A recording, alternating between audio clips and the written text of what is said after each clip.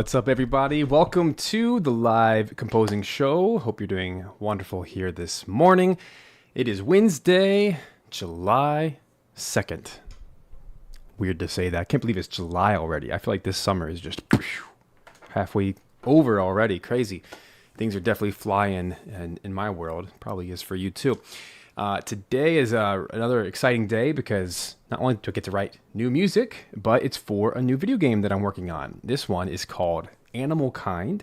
And if you're not aware, this is a new Steam game, and it's by Uncommon Games. And I just feel like it's the best way to start off is just to show the trailer. I had the privilege, I think it was last month, maybe 2 months ago. I feel like time is just flying by so fast right now, so busy. But I got to score the trailer for this game, and it's actually led into, now writing for the soundtrack, which is super exciting. And this is a slightly new genre for me. It's in that cozy game space, but it is really near and dear to my heart because it's very similar to maybe Animal Crossing or to, I'm trying to think of some other similarities. It's an open world animal game. So just take a look.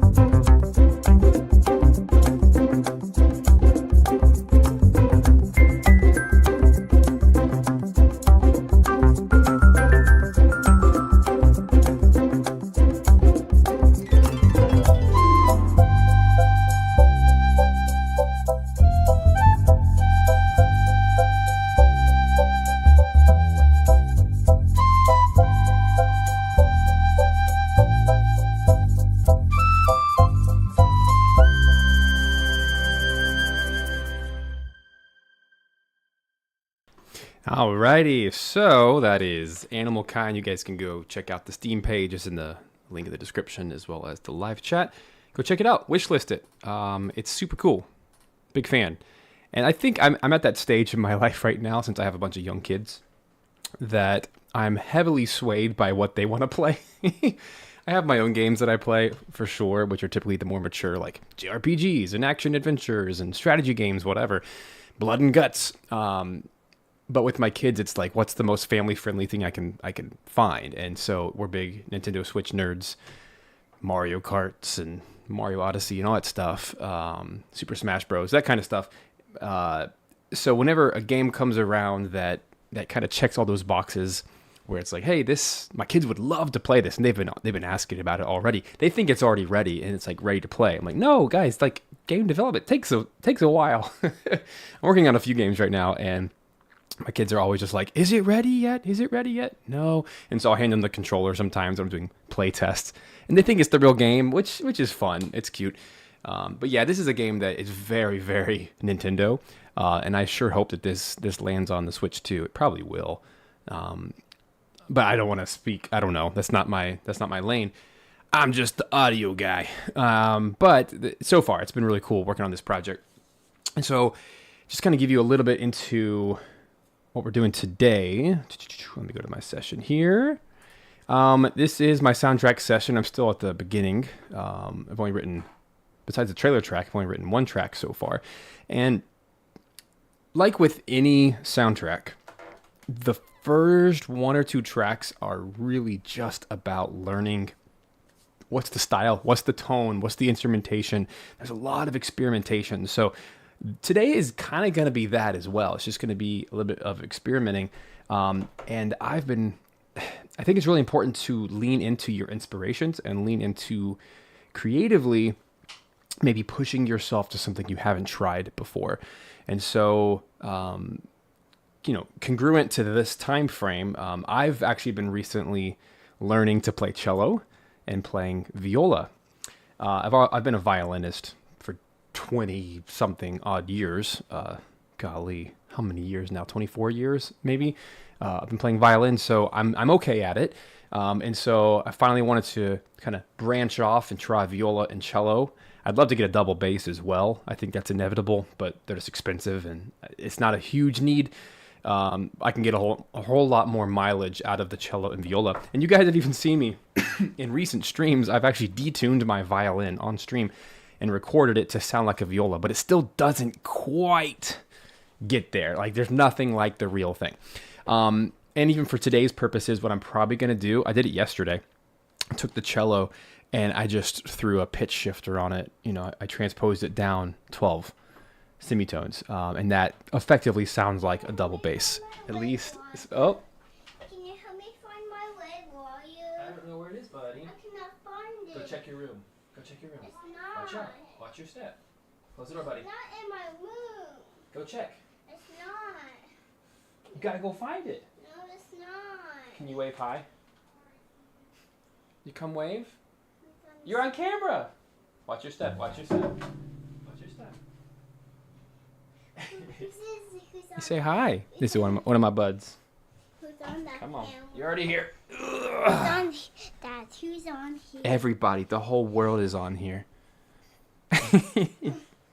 Okay. Go get your water bottle. Okay. Watch your step.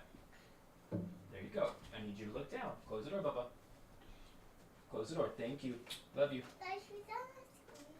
My friends are on the screen. Yeah, and who's on the screen talking to you? Uh-huh. I'm talking to my friends right now. And where are you? All right. I got to go write music. Bye-bye. Where's your friend? They're all there. You guys got to say hi. All right. Bye-bye. Close the door. Love you. Bye. And this is my life, people. So... He totally kicked the cello too. I hope it's okay. This is my life. But you know what? I wouldn't trade it for the world. Would not trade it for the world. Anyway, let me just pause for a second. Let me say hey to some folks. Let me go this way. Hello. We got Jew, Micah, Matt, Sarah, Jordan, Lloyd. Howdy, howdy, howdy. Yeah, we're going to have a fun day today. So what I was saying is... yesterday, I took the cello and I detuned it by an octave. And I don't know if that would work with bowing. I'm the moron who put a cello on the floor. That's my bad. I actually have a hook. I didn't know these existed until last week, but I put a hook and so the cello actually hangs on the wall. It's a wall mount, just like, you can't see it, but I have one for the viola. I'm actually building a violin today, which is crazy. I never thought I'd be doing that. Because when I say build, I mean taking all the parts and assembling them. I didn't build the wood. But I've made this one right here that you see behind me that I usually play. And then I'm actually making another one so that I can have my own string quartet. So I've been experimenting with this idea. In the past, I've been recording the violin that I typically play twice, putting the mute on it to try to get a different tone color. Yeah. Micah, I don't know. What is up with this number one? I think it's whoever talks the most in the chat during the live stream. So you have the most. Micah, congrats. You have posted the most today. Or maybe ever. I don't know. Anyway, yeah, look it up. It's called String Swing. Not sure if you've seen those before, Lloyd. They make them for guitars and basses and apparently orchestral instruments as well. I've had one for my violin for ages. I looked it up, and on Amazon, dude, they're like $10, $12. They're super cheap. But they have this giant, it has bolts and everything. It's intense. Because it has to be able to hold the weight of the cello. But anyway, it's beautiful, and I love it. And it gets it out of the floor. See, there you go, Micah. You've been dethroned. This is ridiculous. I guess YouTube's trying to encourage people to talk more in the live chat, so they came up with this ridiculous. This is too funny. I'm going to be so distracted the whole time. Look at all these stupid numbers. Oh my gosh. Anyway, hope you guys have fun with that. Anyway, my thought process here with the cello is there's no sound on earth that can replace a cello, and I'm just so done with VSTs, with string instruments. They just have bothered me long enough that I'm like, I'm just going to flip and learn the instrument. It bothers me that bad. So that's where I'm at. I do want to get a double bass to record, obviously, that lowest octave, but until then, I'm just going to use the cello because it's not exposed enough. And specifically what I'm doing in this style, which is more folky, I'm playing pizzicato plucks. And when you D2 them by an octave, you really can't tell the difference. And even that sounds better than a bass VST. So anyway, I'm ready to take that leap, and that's what I'm doing. So in this session, I'm just fire hosing here. Just kind of show you what kind of instruments we're looking at. I'm really going for a folky, farmy vibe that's really light and pleasant. You heard it in the trailer, but the harp, so... And you guessed it, I've been secretly using simple samples, as I should, as like a launching pad for creating all the instruments I actually need. So that's obviously the Samantha Ballard simple concert harp. And it just is the perfect harp for all of this. I'm actually using a strange flute today. This is the Quetzal. Which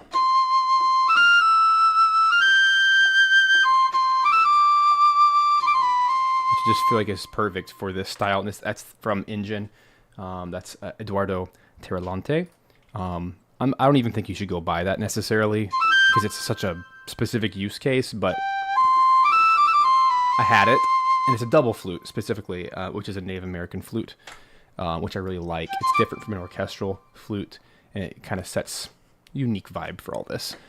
Accordion, one of these days I really do want to get an accordion as well, because I write so much music with accordion now. Any of these cozy games, Nintendo-esque games, Farm, you gotta have accordion. Thankfully, I have a really good friend, Travis. You know him from Fool and Scholar. He's a phenomenal accordion player. So if I really need accordion, I just hire him. And this is a pretty close... I mean, this is the best accordion VST I've ever used, which is the UVI workstation called World Suite. It's this one. Oh, they recently changed this menu. There we go. I hate the new menu. World Suite. Eastern accordion. I just absolutely love it. It's the closest I've found to the real thing. Using some bongos.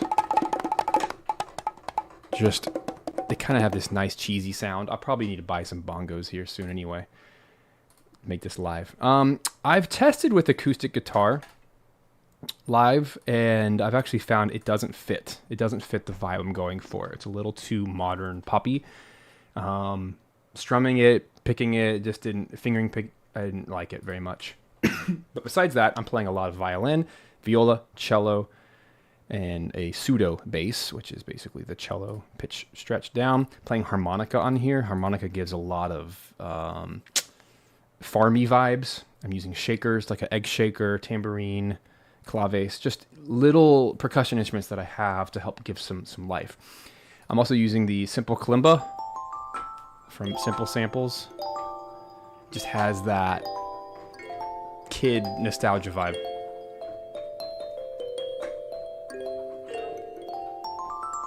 Also using the ambient scoring guitar, Simple Samples, which is my Fender Strat. Super mellow, finger picked.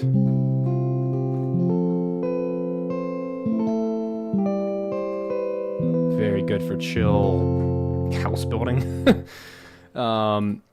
And aside from that, I'm trying not to use any VSTs for strings because I can play them, but for maybe part writing, just using Musio, whatever that is, Cinesamples, Cinestrings, I guess is what it is. And I'm also, today's the day I got to really start leaning into more of the electronic sound because we're going to be writing for the mechs. So what I used in the trailer was Branton Brune analog textures. This is simple samples with a delay on it, which is this. It's too big for my screen, jeez. Some nice delays on it, very poppy. It just reminds me of like the Super Nintendo dog sounds, which I think is appropriate. Kind of sounds like a dog barking, which is nice because it's about dogs and cats and raccoons. Okay, so that's the palette. That's what I'm working with here. I need to introduce some more electronic elements today.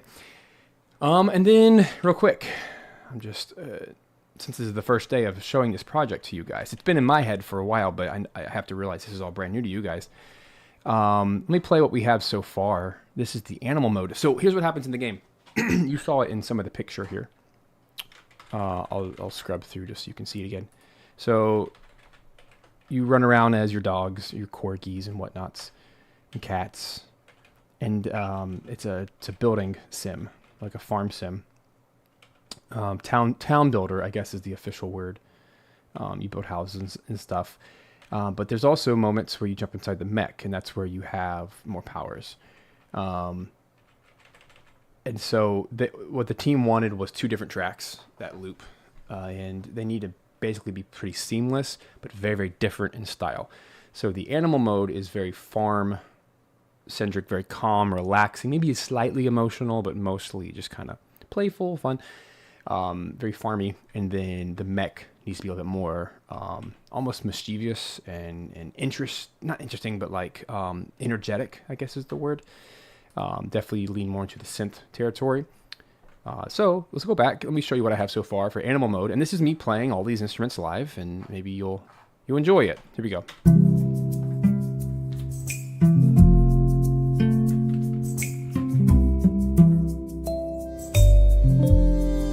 Hear the bass? That's all cello.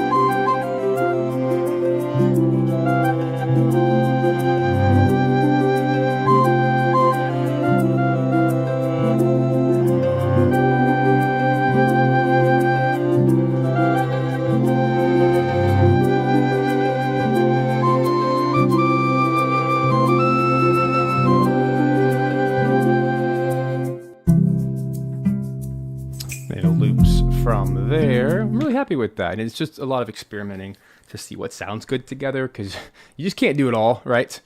Can't do it all. And I tried to do, you could see how many regions I have muted, right? You have to experiment. See all the white things? That's all the stuff that I've muted, because it was too much, especially the guitars. Guitar added too much stuff, too much distraction from like the main stuff. So, but yeah, I thought that was super cool. And even though it is slightly pitchy, it is slightly, I'm not sure what else to call it, not super polished, I actually like that about it. And I don't know if that's just me being jaded from the current state of the music industry, or if I just hear too many soundtracks that are just overly polished to the point of there's nothing human left about it, or I just hear too many VSTs. But I'm just trying to really lean in where I can. Like, hey, what can I do to kind of bring my flavor and my touch, something that no one else can replicate because it's distinctly me? Well, I could play the instruments. And I'm going to, tighten up the timing and the volumes and stuff, but I might pitch correct a few notes here and there, but it's it has that authenticity to it, which I think is really special and totally missing in most soundtracks today. So that's where I'm leaning. There's another game I'm working on. You guys probably saw me do it in a previous stream called Araduna, which is that Zelda farm-like sim. I don't know how I'm getting to all these like farming sims, but apparently that's just where I'm at.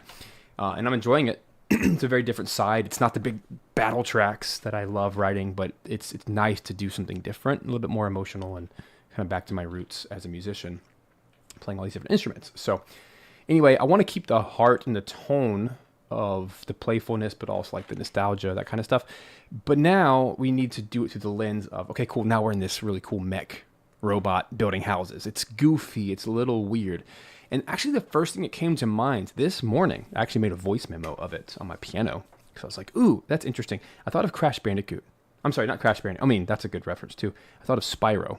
Do you guys remember in Spyro, I think it's Spyro 3, where one of your sidekick characters is a kangaroo, and she jumps around, and it's very goofy, and it has this similar colorful vibe. And I didn't even go back and listen to the track. I just kind of had it in my head.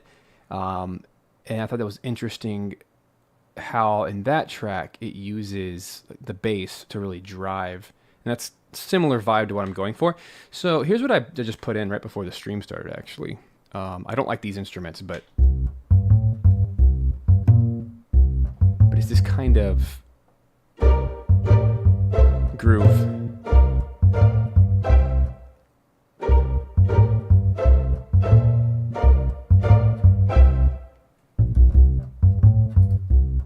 By the way, if you need this bass, this is from the UVI workstation as well. This is the World Suite. The Balkanish double bass is still my favorite. Besides a live bass, it's my favorite I've ever used. And I've used this on so many soundtracks. Like, you go back to any of my stuff from the last 10 years, and you're like, that's a cool bass. It's probably this. It's so easy to play.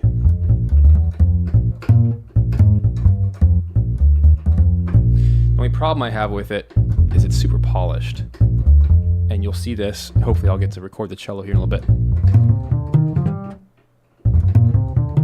It starts to sound fake because it's so perfect. And as soon as I record the real thing and it's not perfect, maybe some slight intonation or some slight, changes in velocity and volume and stuff, it all of a sudden just kind of gets more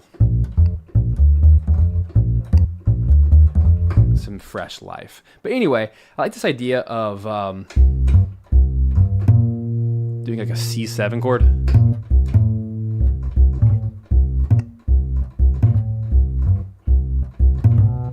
Because the whole vibe is we want it to be playful. And another requirement that was requested of me, if I can do it, I should, right?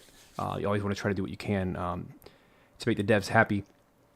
They didn't say this specifically, but what they said was they want these two tracks to feel like they're the same. And I forgot the exact language they used, but my interpretation of the language was, okay, they want it to be the same tempo, and they want it to be the same key center. So the first track was in C, so this needs to be in C. The first track was at 88 BPM. This should be at 88. And I think the reason behind that is when we're switching back and forth, like you jump out of the mech, the music should, go back to the first track. And I don't know if we're going to use Wise or whatever, the game engine yet, to make all the transitions happen. Wise would be the easiest, I think. But anyway, you basically just want to make sure that both tracks can play simultaneously. Even though it's a different melody and whatever, you just want the vibe. And what I found, the easiest way to do that is to make sure they're both the same key and the same tempo. And that way, you really could just jump in at any point in either track, and you'll get the effect that you're looking for. So, unless I have a strong reason to depart from that, I'm going to try to make it work. So, 88. 1, 2, 3, 4. But the way that this is going to feel different and interesting, I think, is going to use some synth textures and to get some motion out of some 16th notes, but probably some swung 16th notes, probably out of shakers. So I think we got to start there. Because the difficulty of today is this music has to function both as you're walking around in a forest chopping down trees, and it's the same track that's going to play when you're building a house, where you're standing still, but you're moving objects around. Two very different scenes, effectively. And in my head, those should be two different pieces of music, but it's okay. There is a solution here, and I think it's slow tempo is what's going to win, but we can give energy by percussion and the synth material, even though the melody is going to be slow. So this is like really problem solving here today, because it has to be a very specific thing. So let me do this first. I'm going to grab, I just feel like the right thing to do is start with shakers. So let me just give me like 1 minute. I'm going to set up my mics. They're already here. I just got to turn them and get my shaker. Don't go anywhere. Coffee break.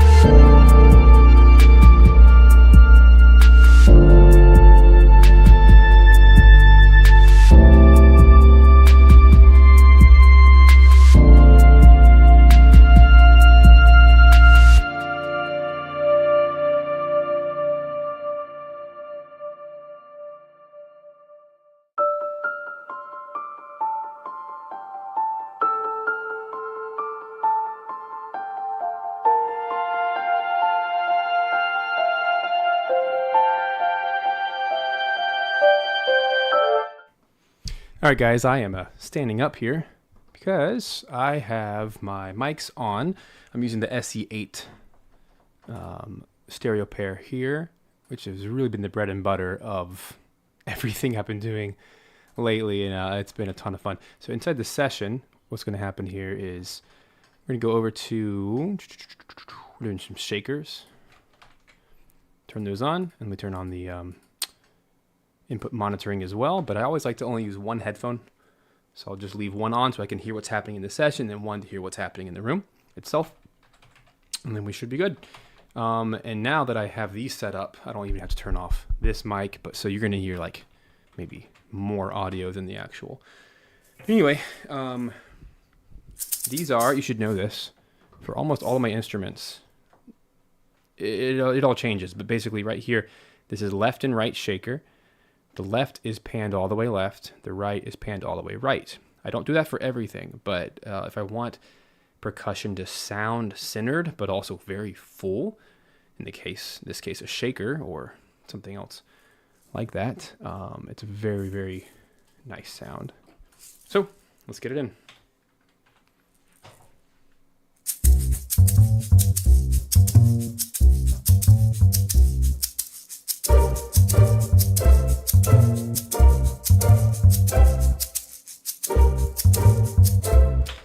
I'm going to have to do this with solo. I didn't quantize my earlier recording. Here we go.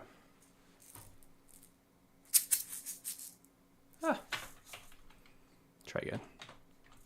Here we go.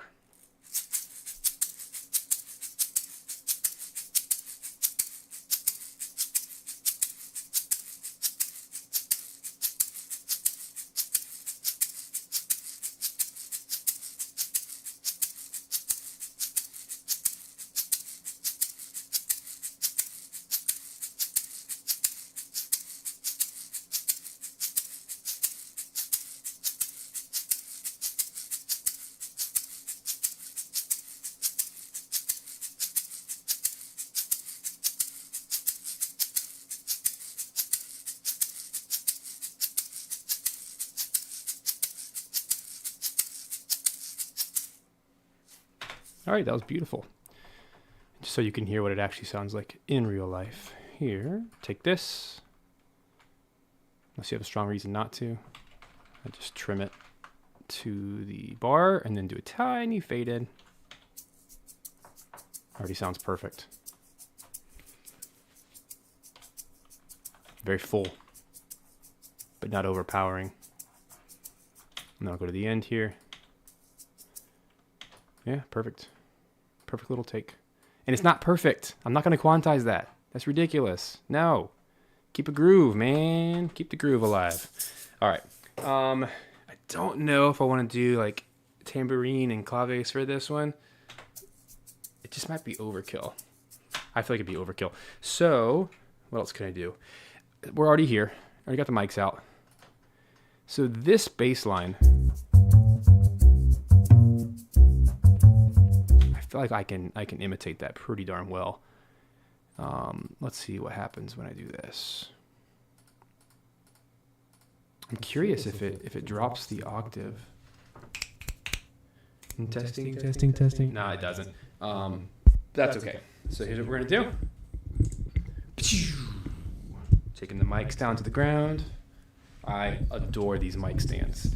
They're a half twist to lock and a half twist to drop, and I am doing this all day, every day now. All right, so for cello, let me give you a better camera. There we go. For cello, pretty low to the ground here, but I like to point it basically 45-degree angles towards the F holes. And then I need a different seat for this. Gotta sit low to the ground. I'll just use this stool over here. Boom, boom, boom, boom, boom. All right, there's no bow needed today. I also love that my, this thing can go up and down. This will be interesting today. Boom, boom, boom, boom. Boom. All right, you gotta go easy on me. I'm a newbie at cello. I'm getting better.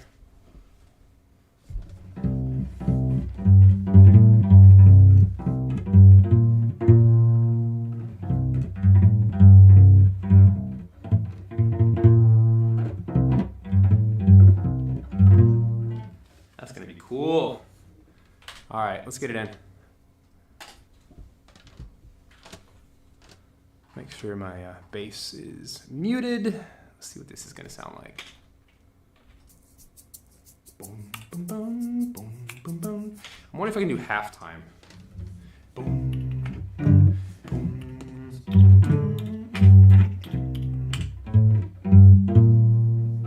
I gotta get these mics a little bit better positioned. So the F holes, you can't see it, but they're right here. So I want the mics to be pretty 45 at them, as even as I can get it.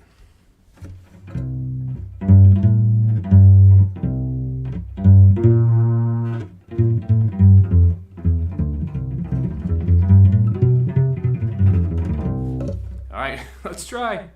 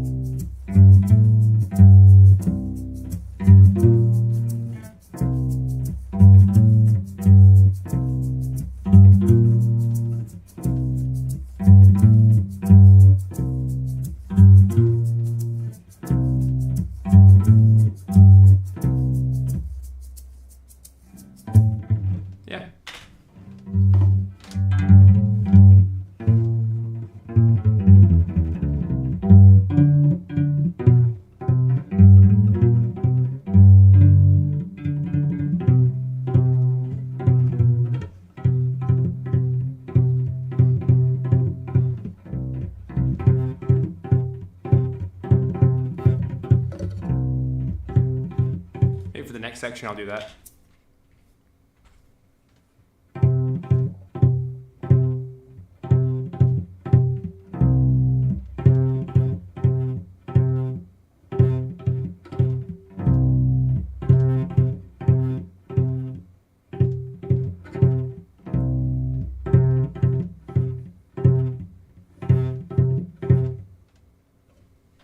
It's a good starting place. All right, let's put that away. Without tripping would be great. So what else can we do to add some nice liveliness? Let's just check it out first. That's pretty good.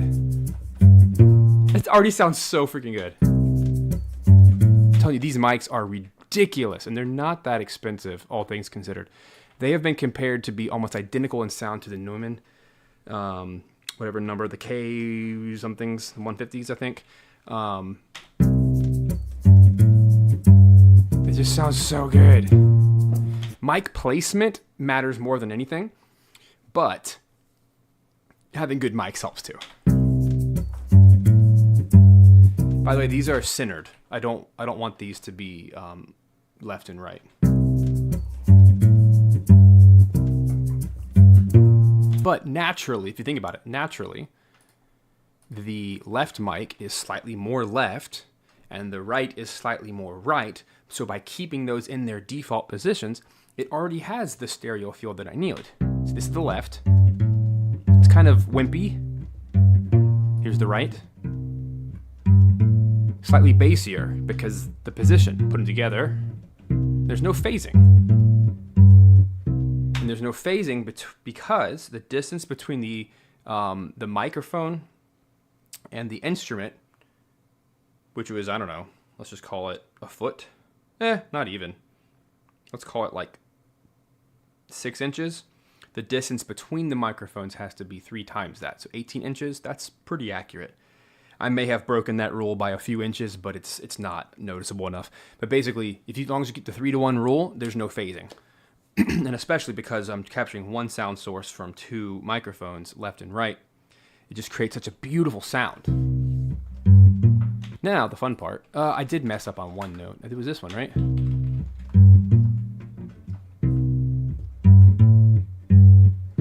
glad I didn't stop, though.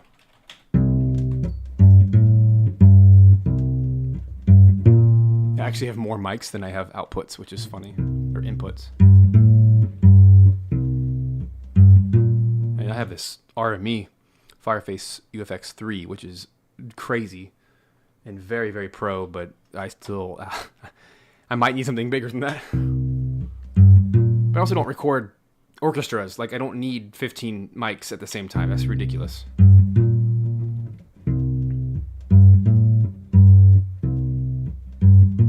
That one. All right, so here's what I'll do. I mean, I'm not above doing this. Just find another one.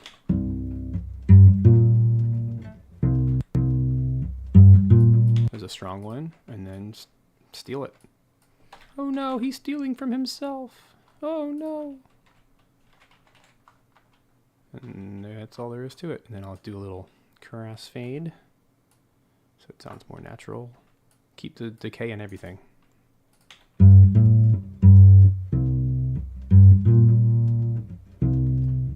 Perfect. All right.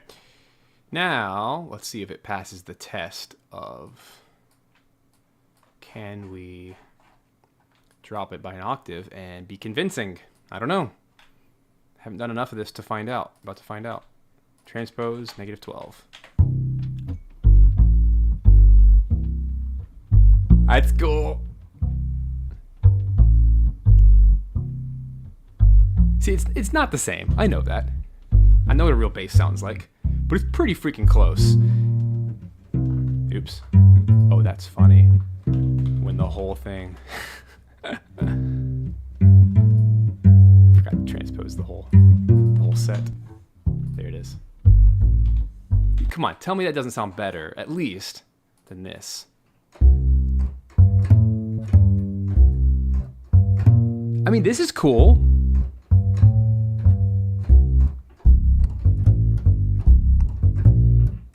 Now, which note do I want? Oh. It might be too low. Because actually, now that I think about it, I don't even know if I want it to be that low. I would actually have the bass play high. What's up, Kureki? Kureki, is that how you say it? Kureki? I'm learning Japanese. I'm trying to say things correctly. Kureki? Kureki? Hana? Although Hana is Korean. So maybe it's a Korean name. Kureki? Kureki? Hana? Hana?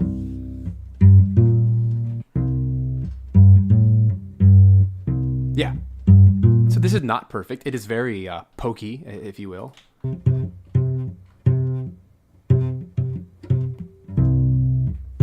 So I might keep the cello.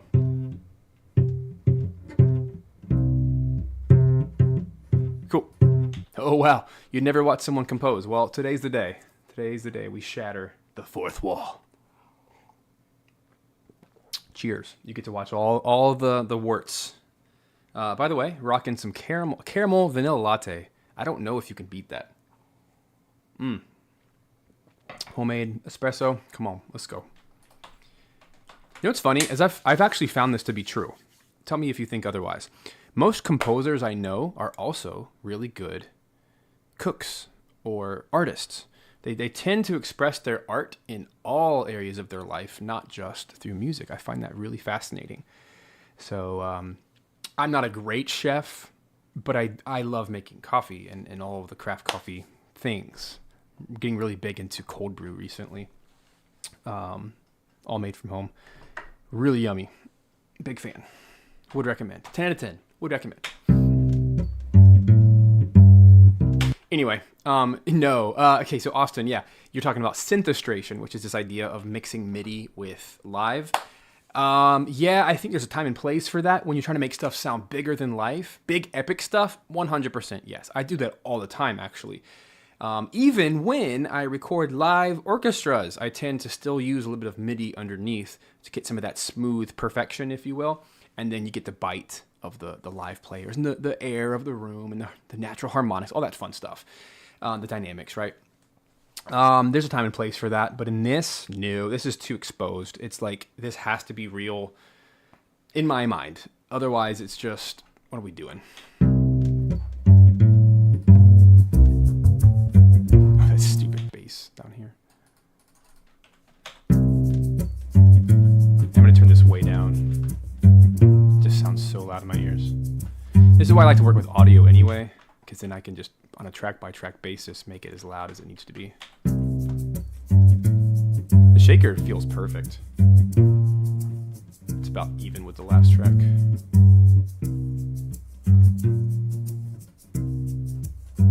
Just gonna kind of like let the imperfections live. Makes it more interesting. I'm wondering if harmonica would be too much here. Let's do it. Let's do it. Let's do it. For this, I gotta be standing. I'll just go ahead and pop these up, make them more like room mics. That's why I love this half turn. This, I think it's a quarter turn. It's not even a full turn. It's just up and down. Boom. You widen it up a little bit. Harmonica in this soundtrack, I've found I like to do at 45s instead of left and right. You can see it right here. Boom. You see this? Left 45, right 45. That way it's not 100% left, 100% right, because that creates too wide of a stereo image in my ears. So, boom, boom, boom. What I like about my desk, I actually have a picnic table that I built for my studio, because I have so much, I have 4 monitors on here, and a camera, and a printer, and the audio interface, and keyboards. Like, I needed a big old space.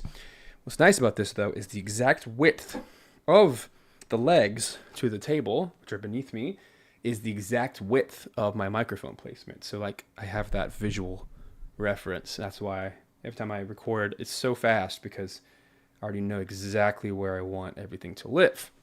I don't have a melodica, but I sure would like to. Dude, my bucket list of instruments is way too long. I try not to buy instruments unless a project like really needs it. As you can see, I just picked up more instruments, and I'm actually having all my guitars worked on today, getting them restrung and set up, just so I can like get more recorded. Anyway, what am I getting? Harmonica.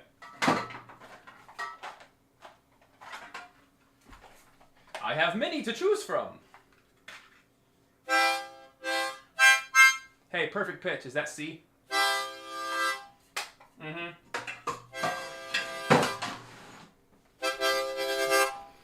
Where my perfect pitch is at? It's not me. I think it's a C. Boom. Yeah, it's a C. I have 4 harmonicas, all in different keys, for such occasions as this. Let me move this out of your face.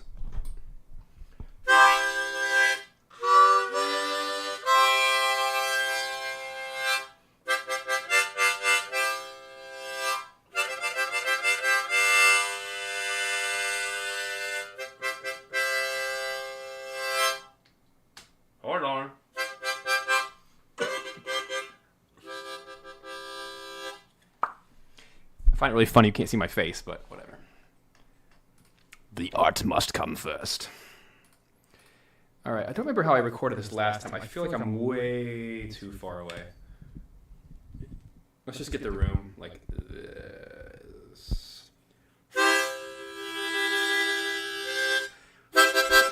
What's your conflicting info? What'd you say? Hold on. You guys are having fun in the chat today. My goal is to own nearly every instrument and learn them too. Yeah, I'm not gonna lie. I'm pretty much that. Yeah, I've been on, well, hurdy-gurdy is Travis's fault. I never even had heard of a hurdy-gurdy until Travis. It's one of his favorite instruments. He's the creator of Dark Dice and many other shows and stuff.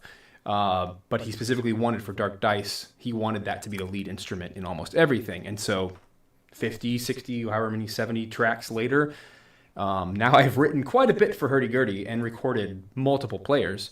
It's a crazy instrument, and I love it. And now I've just fallen in love with it. Anyway, but what I've learned with hurdy is I only like it when a few people in the world play it. I hate it. It's a terribly sounding, awful instrument. It's kind of like oboe. Bad oboe players destroy the name of the instrument, but good oboe players, oh my gosh, like melts your heart. It depends on the player, right? All right, let me get this out of your face. So I don't even know what I'm playing. Hold on.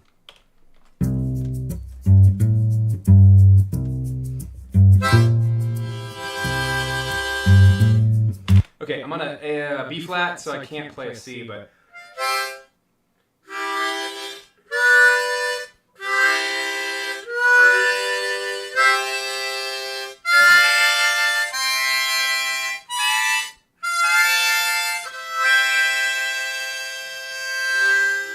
Yeah, I love some English horn for sure. Big fan.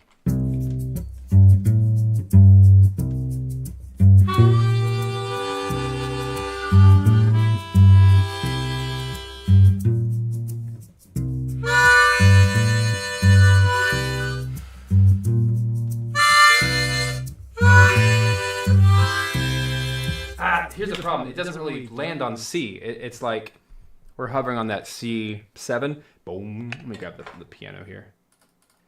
So we're basically doing this.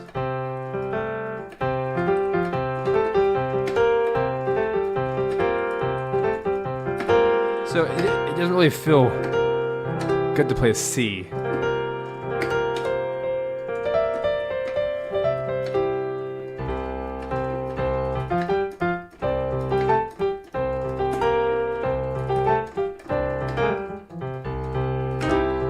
Maybe like there.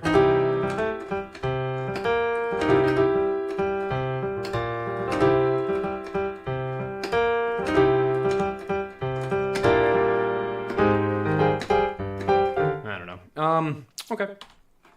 So it sounds like it needs to come in on the first beat. Like that.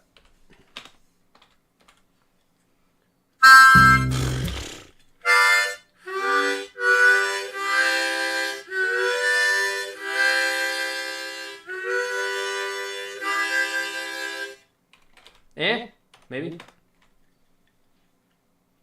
Bleh, wrong notes.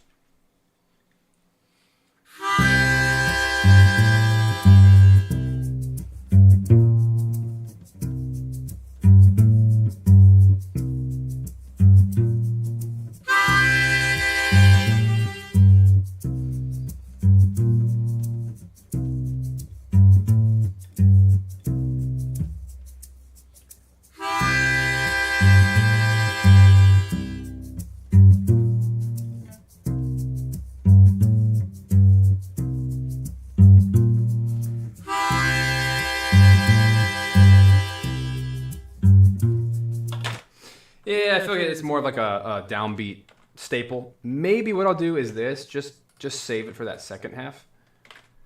But just in case, I like to always just mute it. That way, if I want to come back to it, I can. If it was a good idea, maybe. Oops, my grid is not even on. What the devil? All right, I know it sounds good, though. These mics are so freaking good.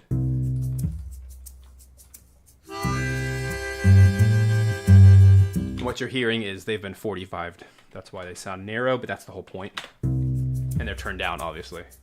That already sounds good to me. I don't want to overpower. This is not the main. I haven't even played a melody yet.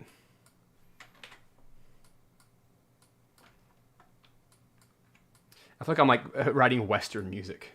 It's kind of what it is. But this is where we have to start, you know, adding synths and stuff.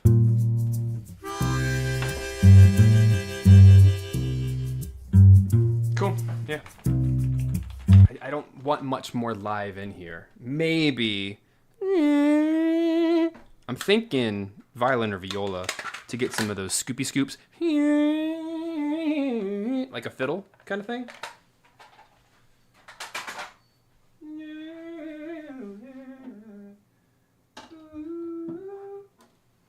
I'm thinking viola. I feel like viola, even though it's not a fiddle, I don't know. That could be a terrible idea. That's the range I'm looking for.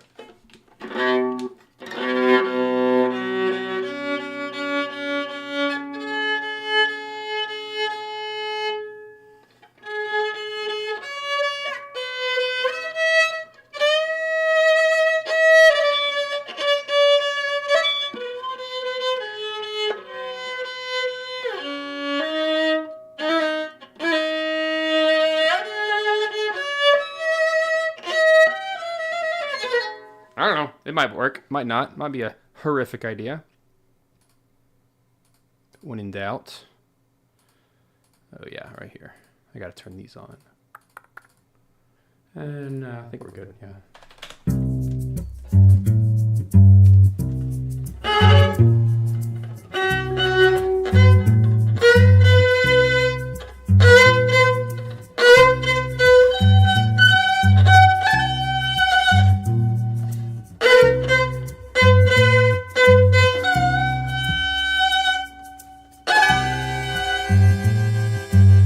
Am I the wrong key?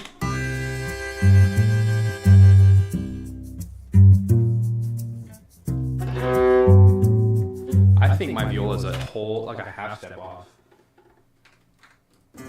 That's that's hilarious. It detuned overnight in the air conditioning. I'm in B. Yep. That is so funny. See, I don't have perfect pitch.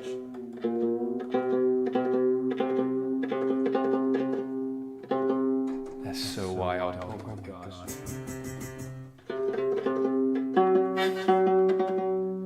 Dang. I bet Jew's over there like, no! Screaming at the screen. That's amazing. It's still a new viola. It detunes itself every day. No. It's so weird because I don't even hear it until I play. You trusted me? No. This is... I know the notes. I promise. I know we're freaking it. But it's all relative. I have relative pitch. My brain tunes everything. It's weird. I broke her perfect pitch.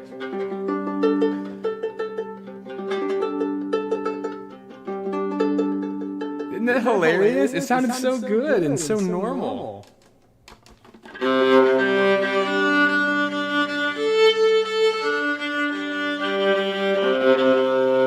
Insane.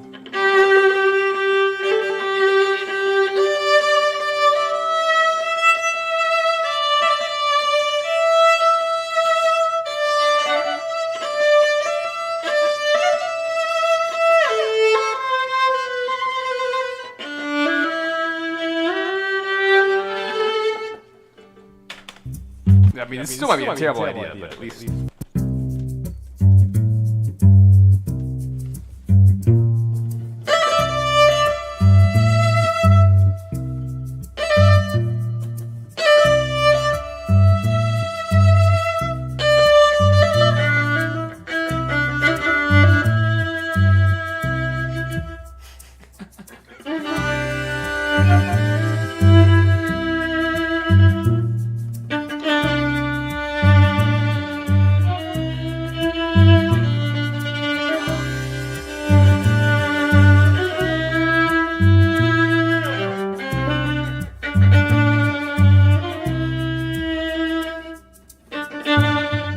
I mean, maybe.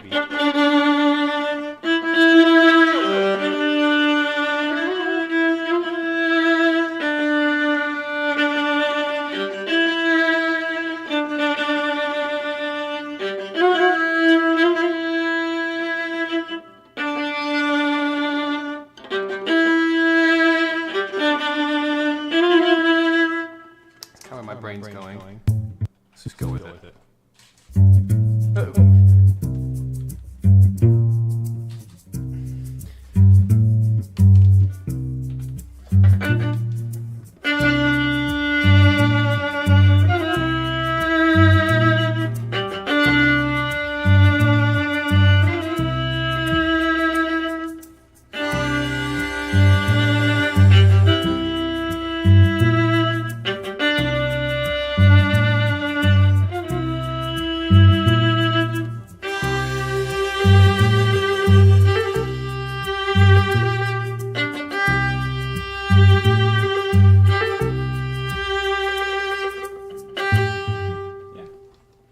Kind of the idea.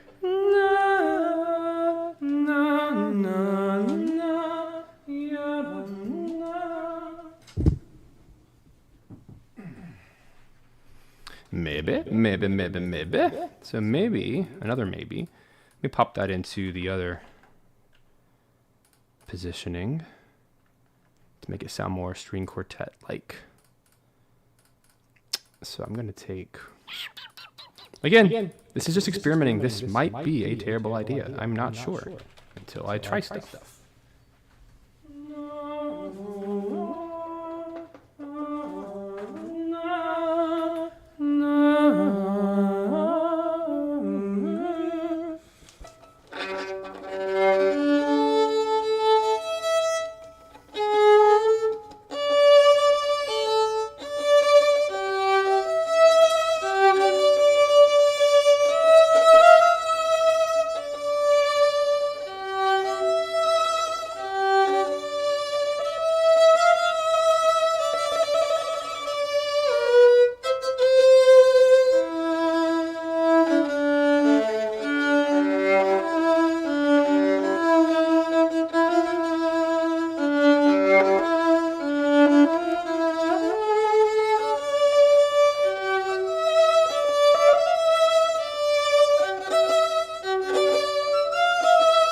All right.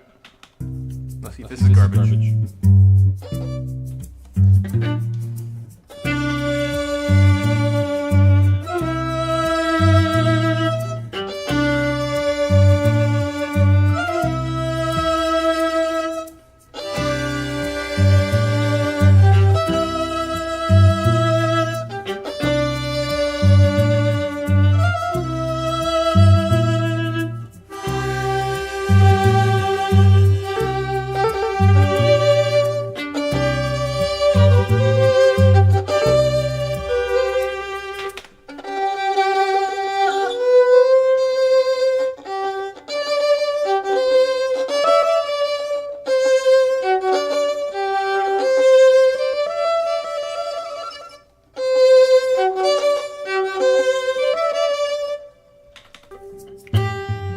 100%. I mean, so much of composing is actually just trying stuff and then deleting it.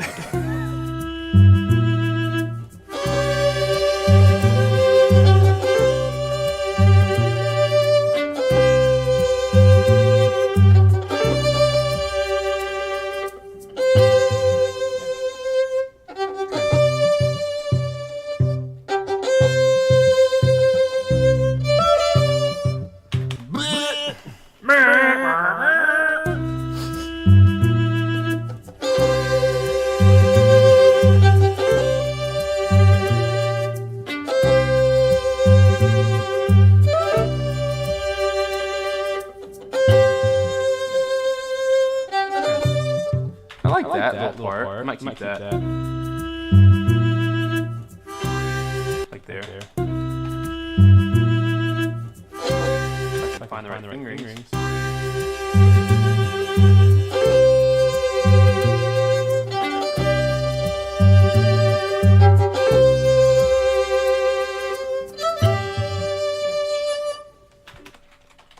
Bear with me, folks.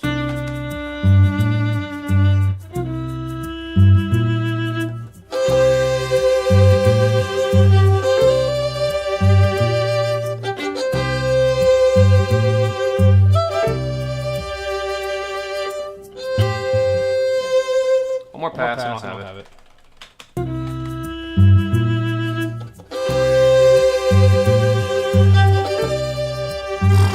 If I play the right notes.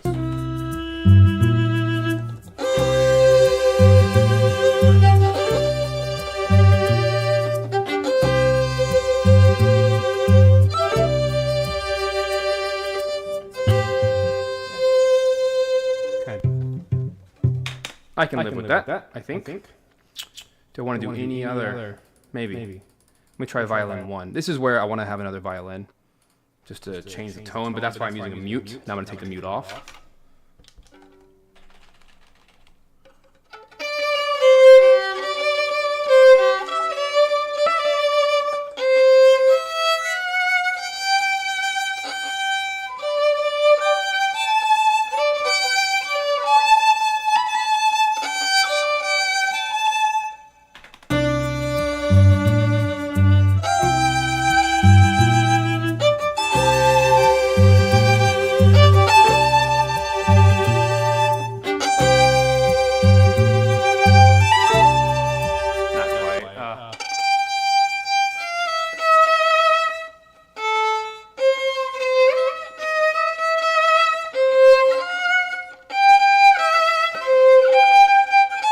That's tough to play.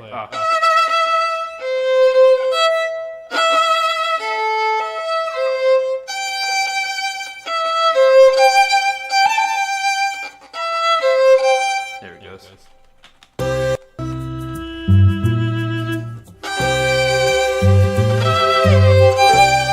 It's E.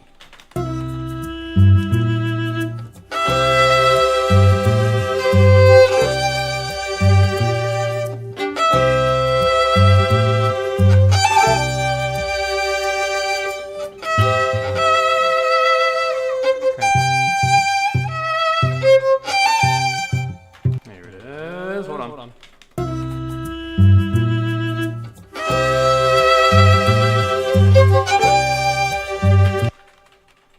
I didn't say I was great. I said I was good. I can't do it first try. It takes me a few tries. And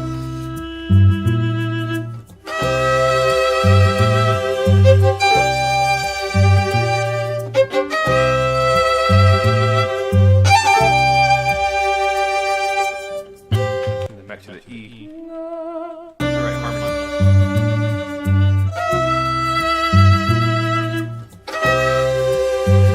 I like it though.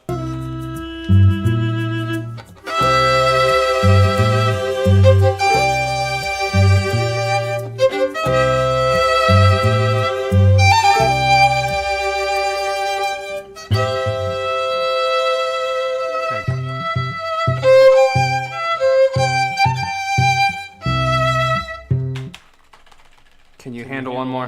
I can't.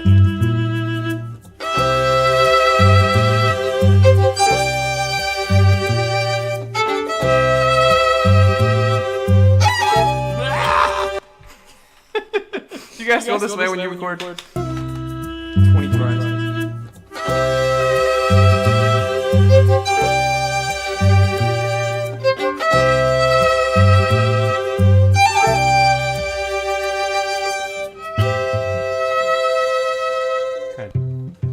I will have to live with that. All right, so now the question is, what's gonna really be the melody in all of this? It's garbage. Garbage. I love that. I kept that in there. Garbage. It's garbage.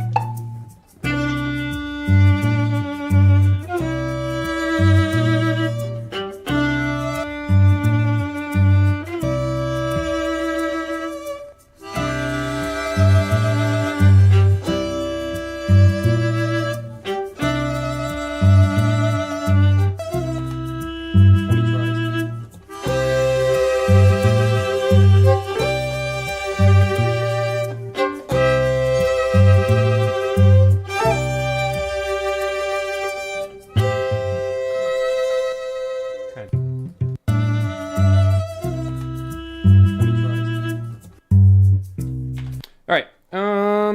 What do I want to do? Let's chill for a minute.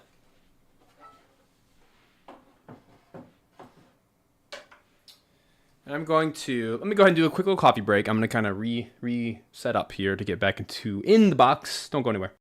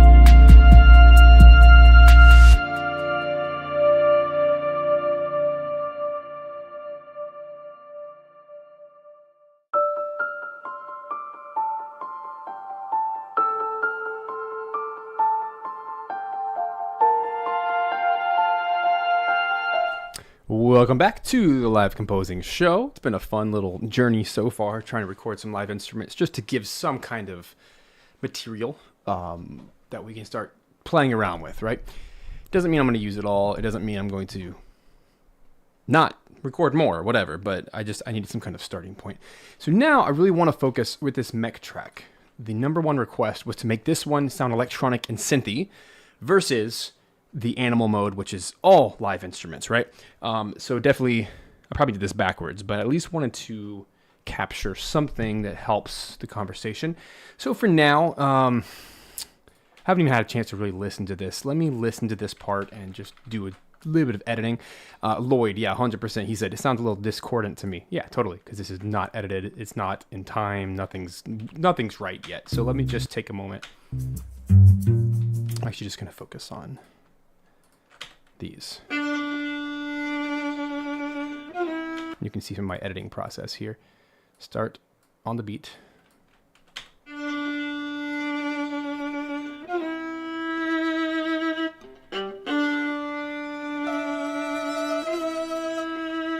Somehow this whole thing got off.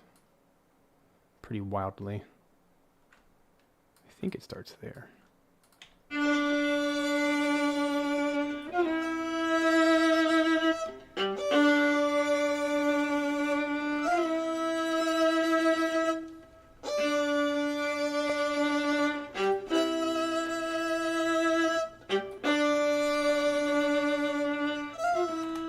Oh, you're good, man. I don't, yeah. It's a process, as we've all mentioned. There's a process to this, and sometimes you just gotta kill stuff. 20 tries.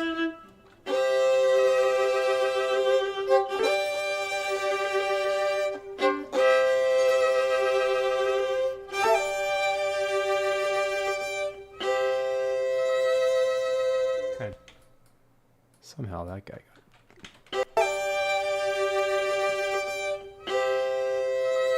Okay, so apparently the goal here was just to do a short note.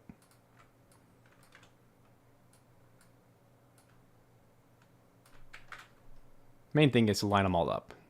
That's the number one thing.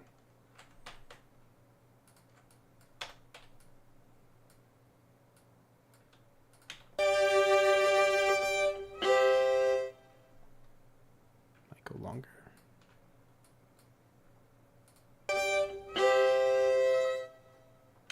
All right, we do a little secret here.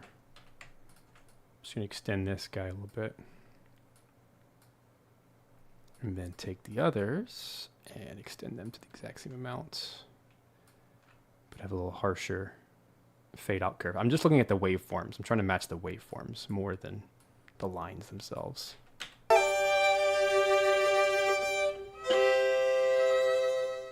Still not great, but whatever.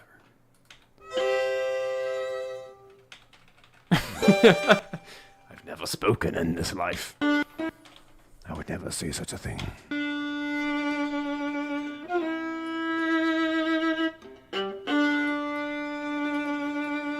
Because I'm not a fabulous player, sometimes I make little weird noises in between notes. My bow gets weird. So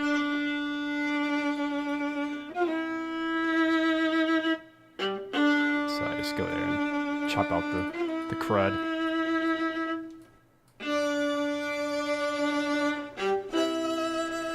It's all pretty quiet on purpose. This is not the main. But it is panned, which is nice.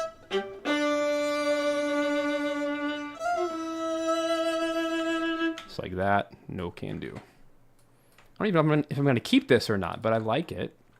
It's a nice, lively line. I think it has a place. So that actually works really well. We just need to tame it down, as with all things here. This is where this editing really comes into place. Because, you know, if it was a live stream quartet, we'd all be breathing and following each other, but I don't have that. I just have myself. So you gotta clean up your entrances and exits. That's really those are the key parts. It could even be out of tune. I don't want it to be, but it could be out of tune. But as long as everything's in time, it actually tends to work.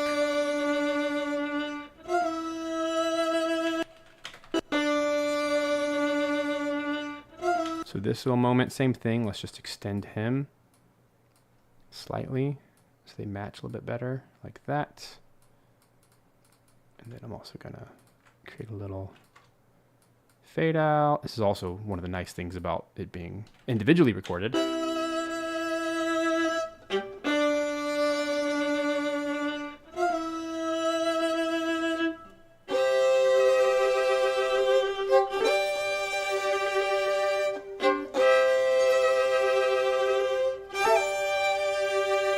Alright, first violin is off by about 10 cents. Let's fix it. Also, these are just not aligned. So I can quickly fix that. Looks like the viola is the only one that's off.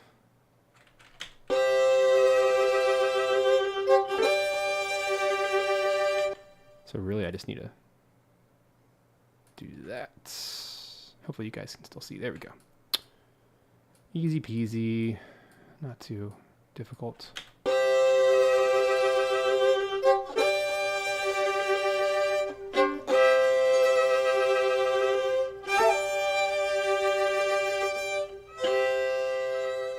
This is also flat. Nah. Thankfully, I have a good ear, so I know when to tune things. And then I'm going to make him start there. No, a little bit higher pitch. That is one thing I do have. I don't have perfect pitch, but I know when things are in tune or not. At least in tune with themselves. How's that? That's probably the most accurate description. Because as we could tell earlier, I was convinced that viola was in tune. Half step off completely.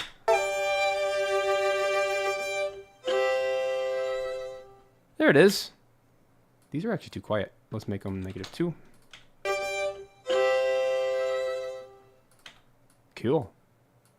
So, are we going to keep this? I don't know. But at least I wanted to have a complete idea that didn't sound like garbage. Yeah, Nuendo has so many editing features that are unique. Just go look it up. You'll find about 50.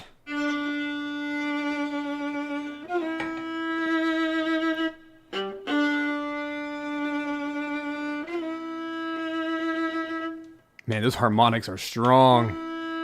Sounds like I'm playing 2 strings. It's crazy.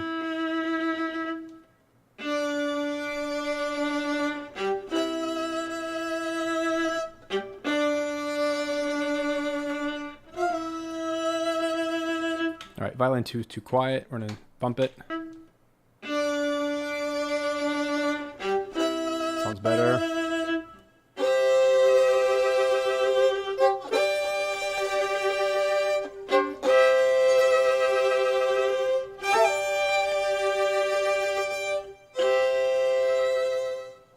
It's okay. So, now I can do something with it. Yikes. That's mega out of tune. See, I can't hear this stuff while I'm doing it. I can only hear it after. Hear that? No, no.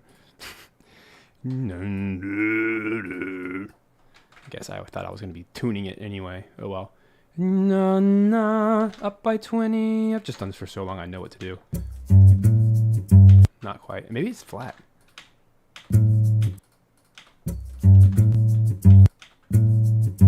No, 30. It kind of pitch bends. Yeah, that's the problem. Rip sheesh. It's okay, Jews ruined me. Not true. Oh, I've been a musician for a very long time. Pitchiness has always bothered me.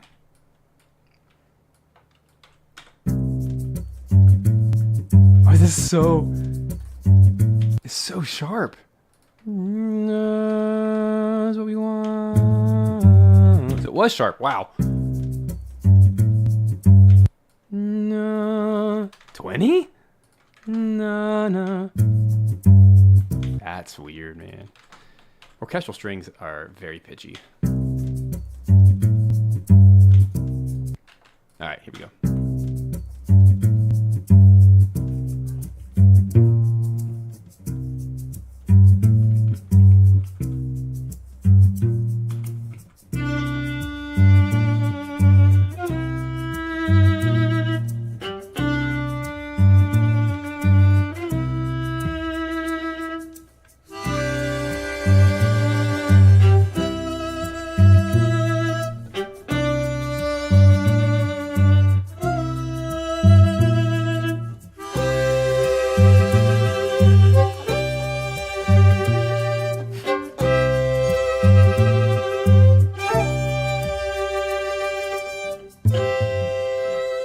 Okay, interesting. This is definitely a rough draft. I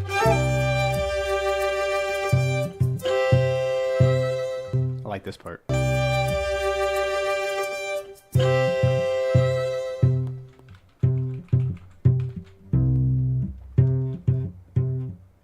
If anything, it's sharp. Weird. weird. That's not usually the case. I think it's what it is everything is sharp. Weird, this. Yeah, it's not usual. But okay. I made it -10. Wow. I mean, here's the thing with string instruments, they detune themselves every day. So you can make it in tune with itself, but ultimately, you know, same thing with guitars. All string instruments, based on the air. If it gets too hot, it gets too cold, they shrink, or I guess they contract. So, or elongate. And strings, every little tiny little bit changes the pitch.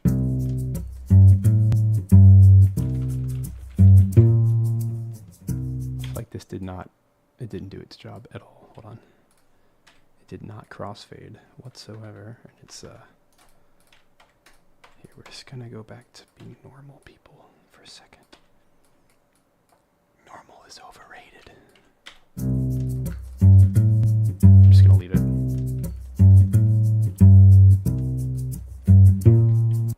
There, okay. Now it's better because I detuned everything. Okay, whatever. All right, let's get on with it. Jeez, if I spend the whole time tuning a cello, what are we doing? All right.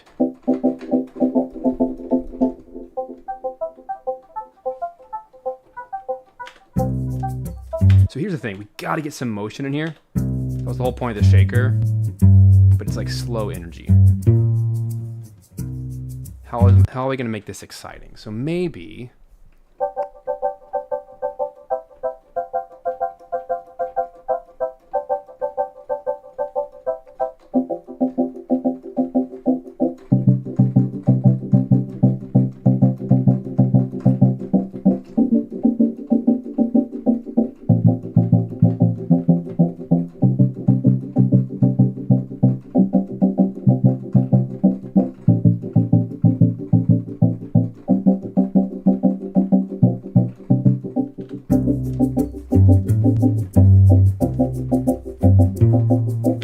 Yup, that is the answer.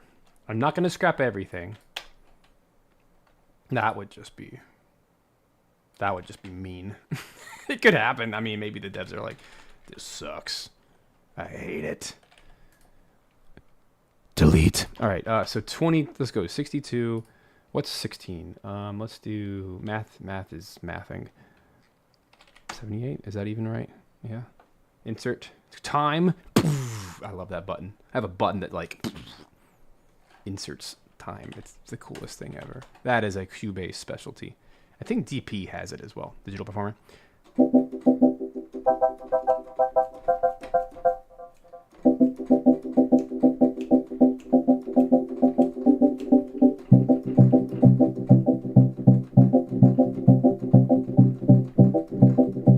I want to do some Mixolydian in here, which is flat 7. Mixolydian, whatever. Flat 6, flat 7.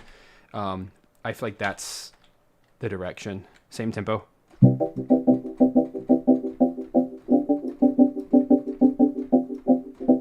Oh, it's such a slow tempo, but it is the right tempo. Here we go.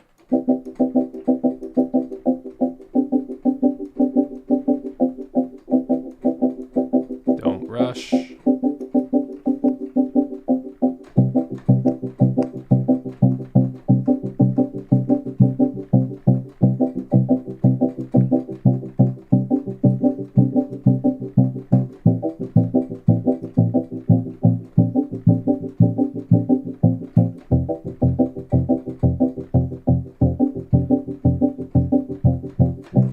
Dang it. Why is that the right answer?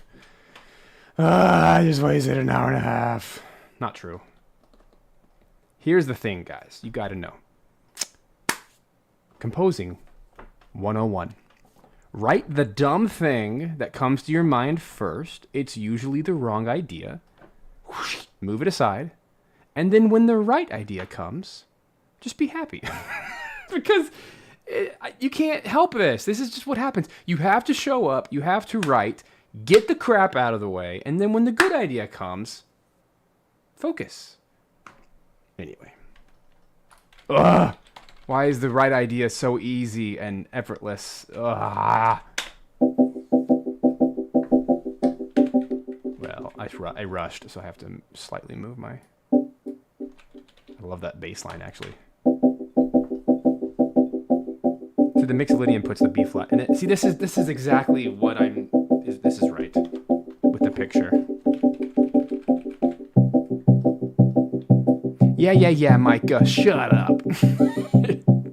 No, but you're right. You just never know when the inspiration's gonna come. I love that B flat. And then we go to the F over the C. See, that would sound cool.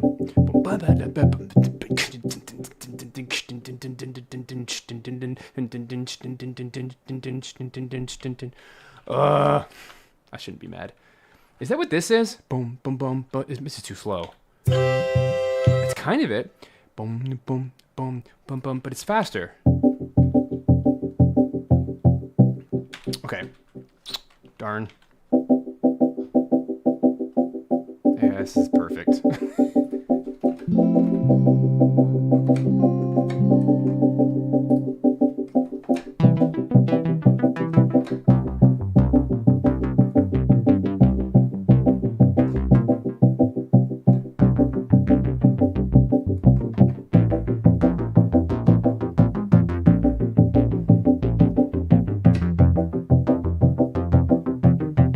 Change up this synth arp. This is Zebra. I like it. I don't need notes in it. So here it is. I just don't need all that.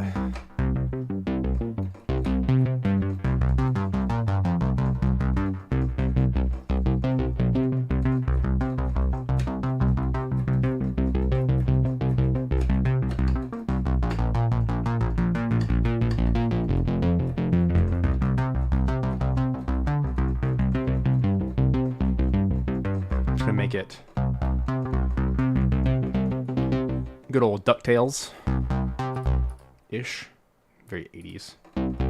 So I'm doing numbers: low, low, high, low, low, high.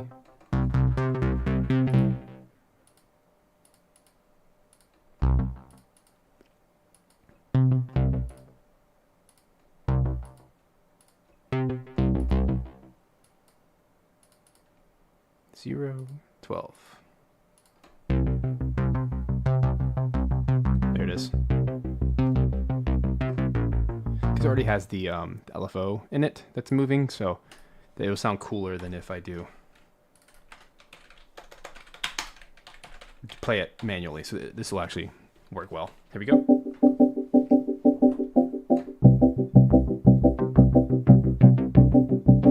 I'm so mad.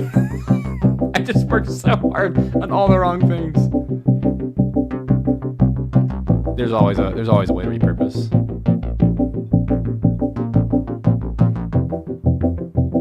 That sounds good.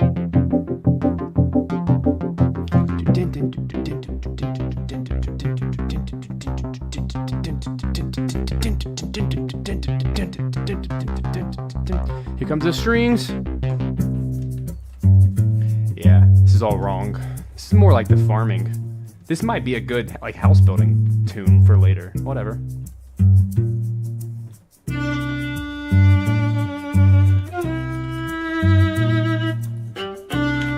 Is there any saving this?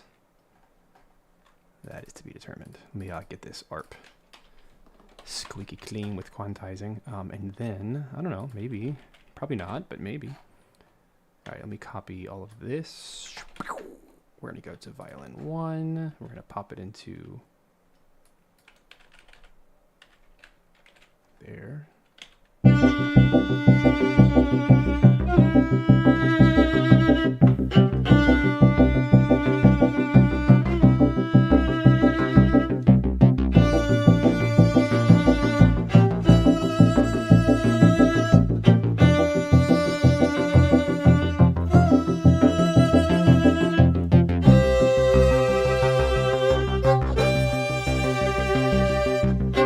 Cool.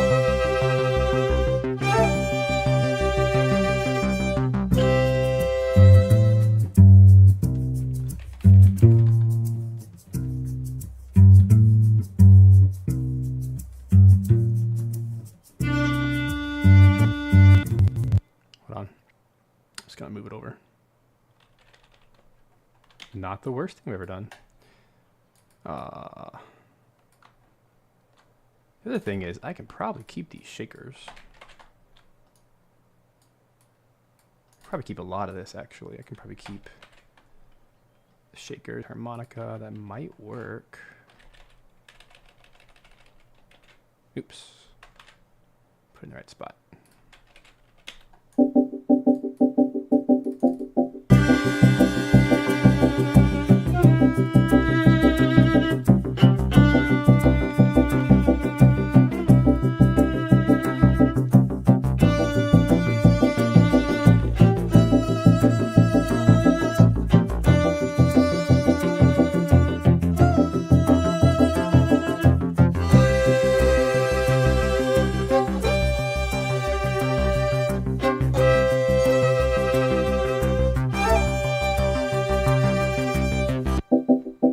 All right, we're getting somewhere.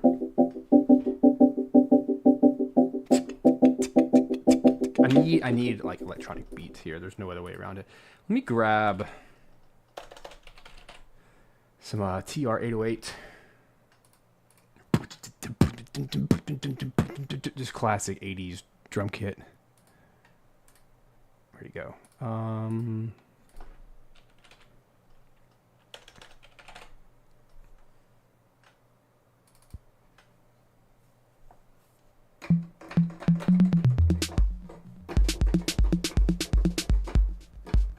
No dumb effects.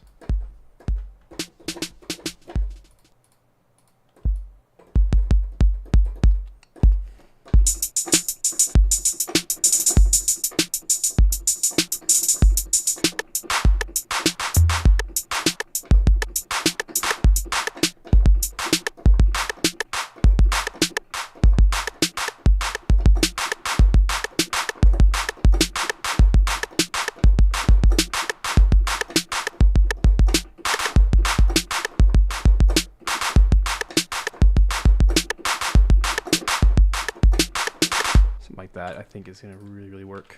It's so slow though.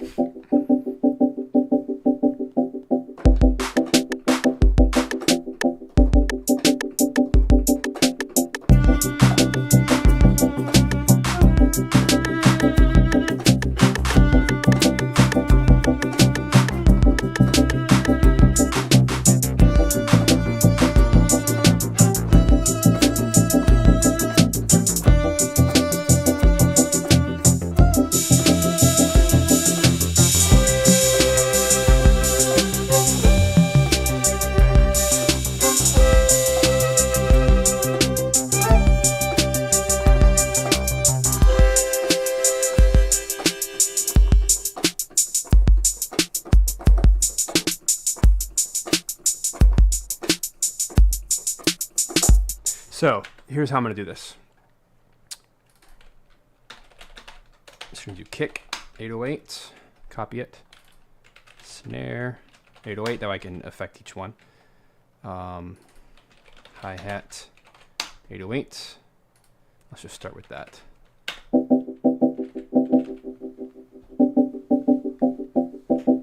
So here, let's get the groove. Here comes the kick.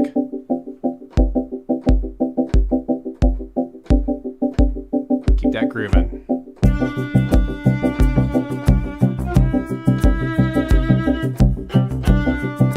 That viola might need a redo. It's pretty pitchy. Now I have some idea what I'm doing.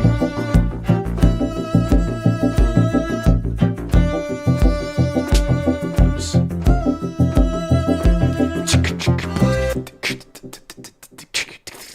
Like that. Hey, when has a slow tempo ever stopped me?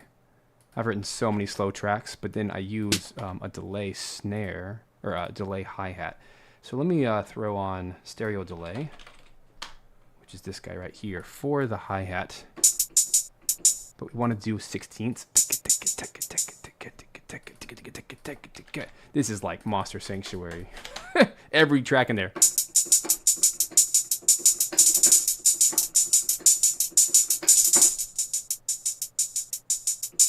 Oops, this is supposed to be off.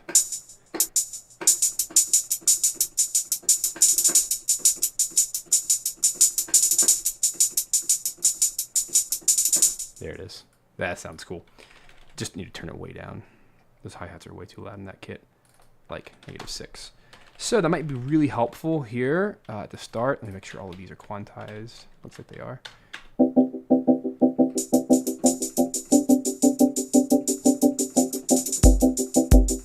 There it is. Yes, beautiful. So I got to start in the middle of the 3 notes to do that groove.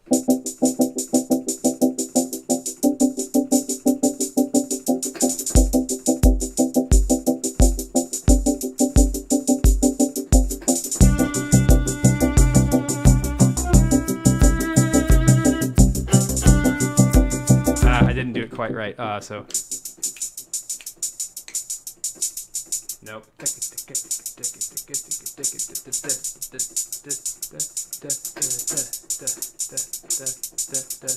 There it is.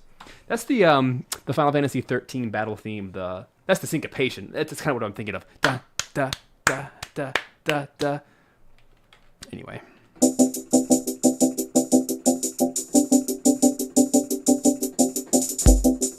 Nope, no, not yet. This is tricky.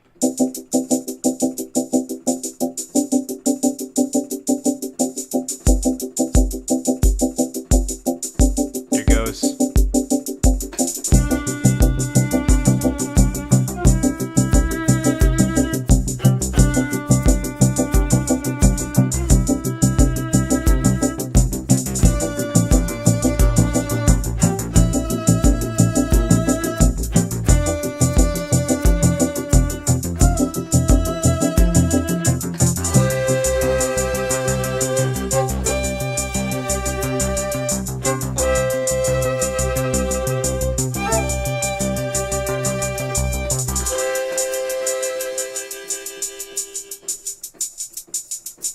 Yeah, there it is. Very cool.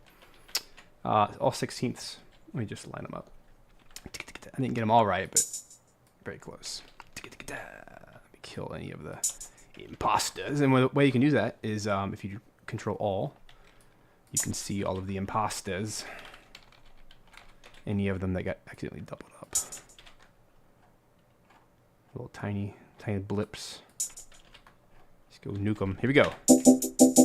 Still too loud. Make it 9.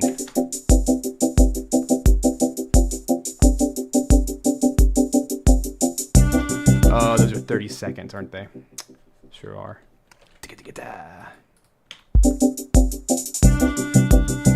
Let's go check it.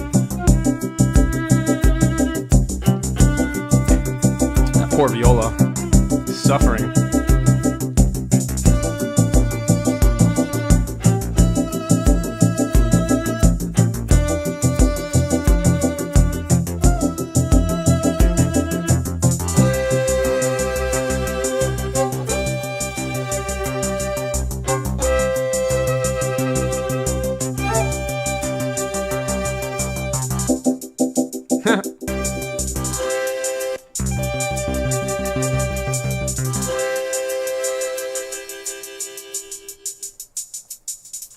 Alright, we gotta make those 16ths again. I think we're on the right track here for sure.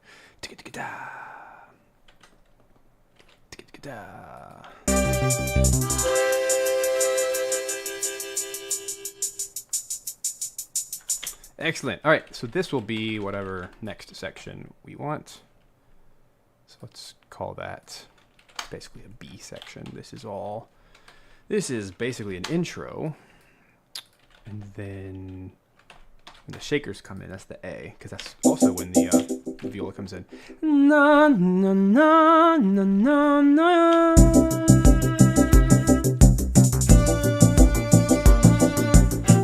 Let me listen to it for a second.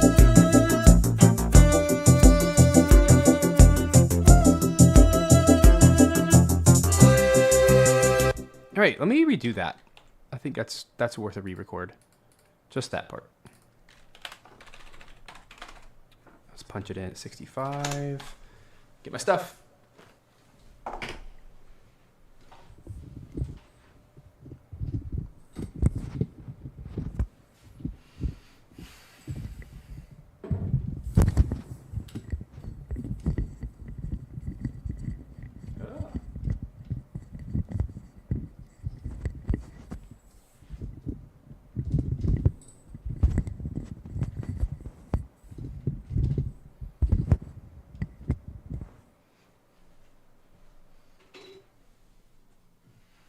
sure we're not in the key of B this time.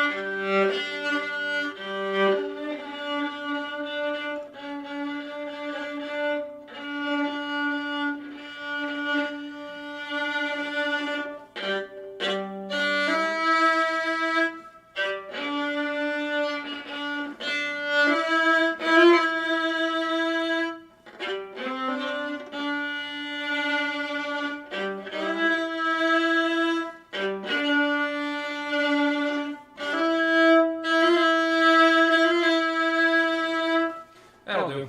All right, let's record that. All right, I think we're all set. No, you're not.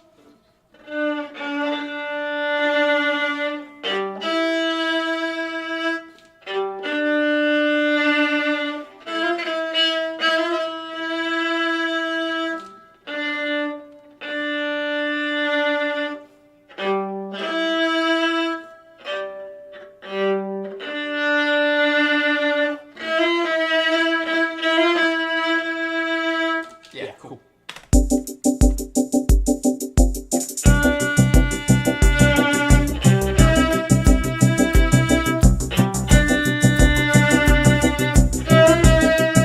That is a tough thing to bow because it's uses the whole bow.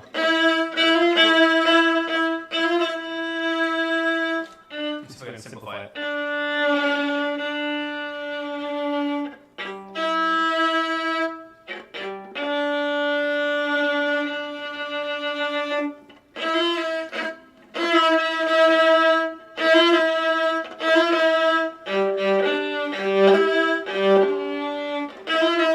That's the, okay, now I know what to do.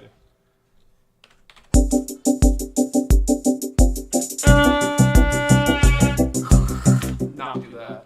This is tough for me. Oh well.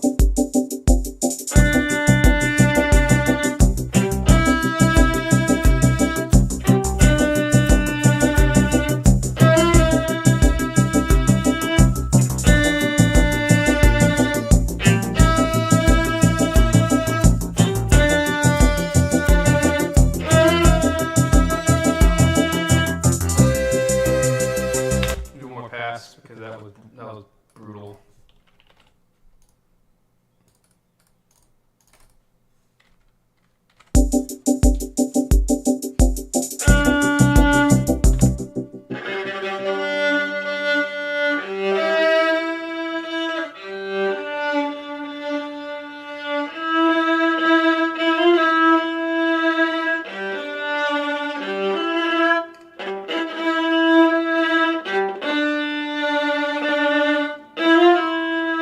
I'm gonna try it on one string, see if I can pull it off.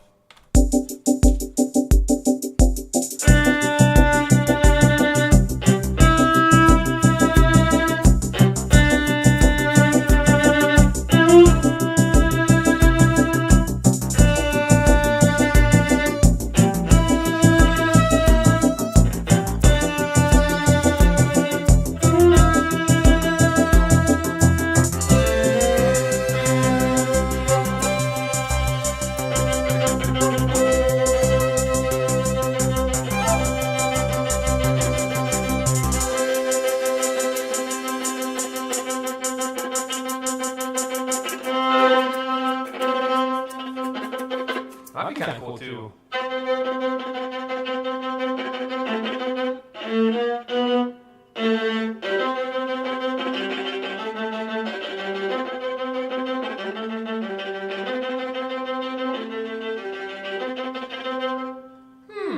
Now the wheels are turning.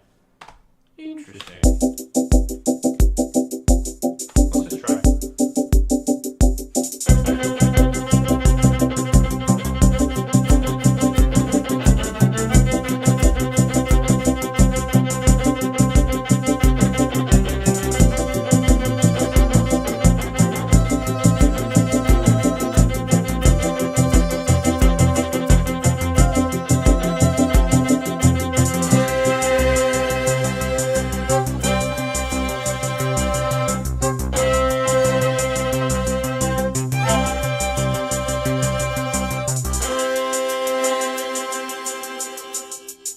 I like that a lot. More pass on all that. I feel like that is the most viola thing ever to do.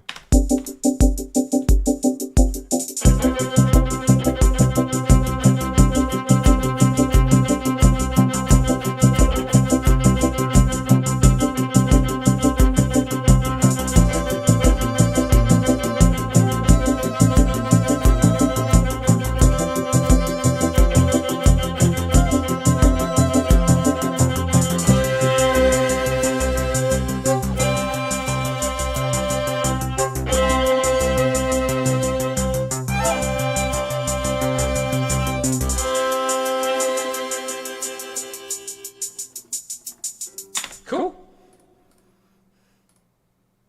That's what violas do. They play the same note the whole track. Oh man. So that actually opens me up.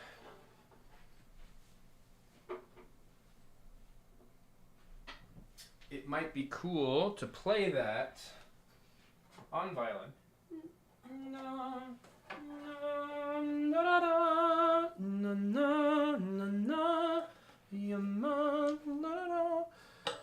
Which means I need to now make a violin version. Hold on, wait for it.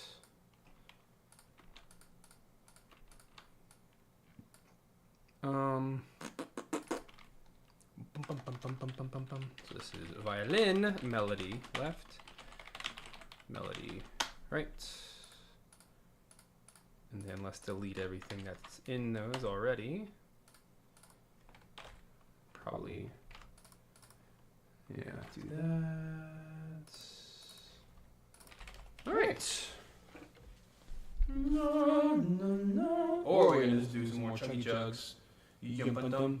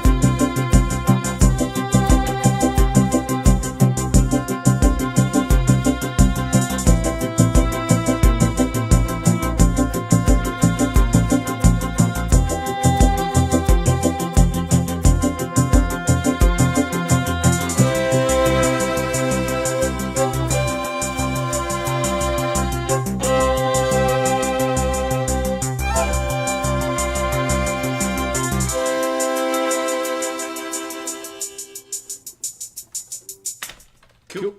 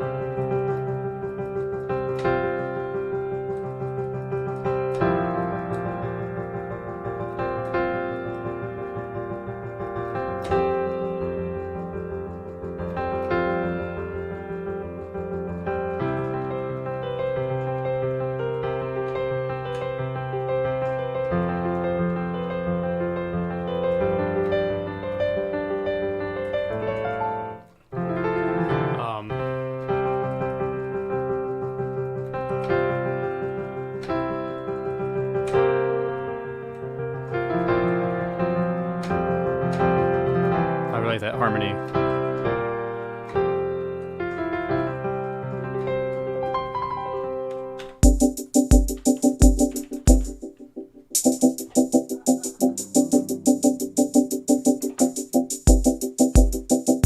Random bow.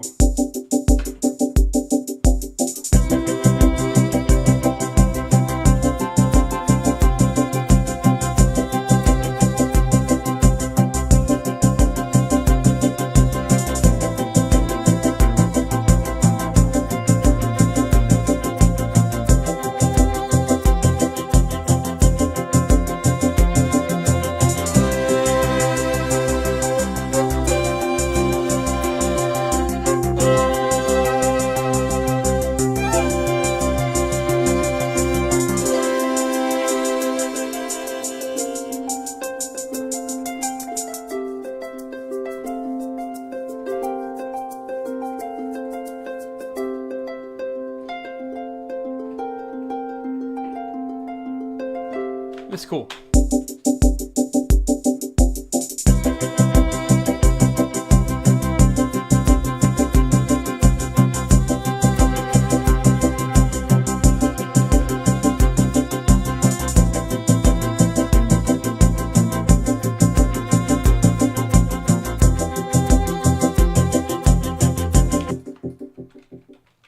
Let's keep experimenting, yeah?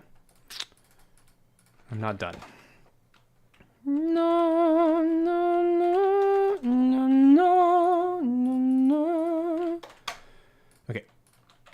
I want to try. So if this is like the violin melody, if you will, then I want to try more chuggy chugs. I also haven't tried cello, honestly. That might be kind of cool. Let's do that next. Let's do violin first.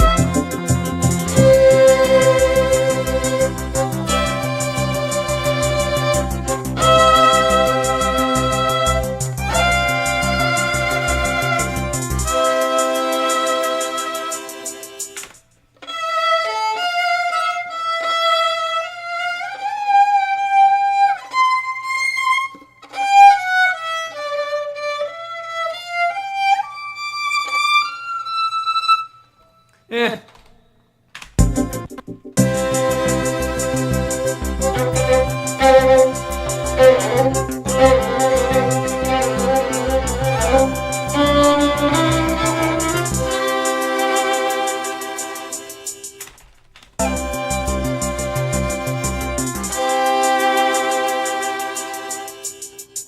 So I get the missing note from the chord.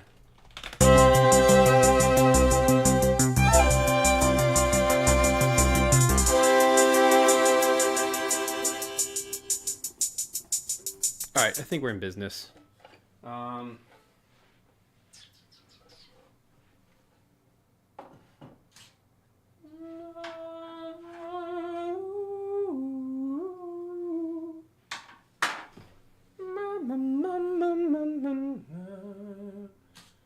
right. Last question is, before I turn off the mics.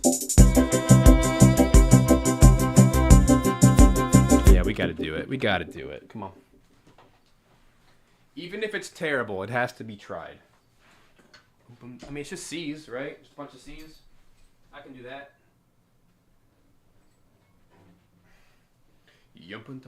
Actually, I should be smart and do the microphones first, so I don't break a cello in the process. That would be dumb.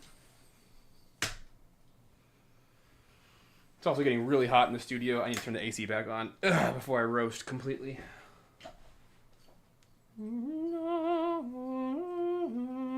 Remember, 45s. That's the goal here.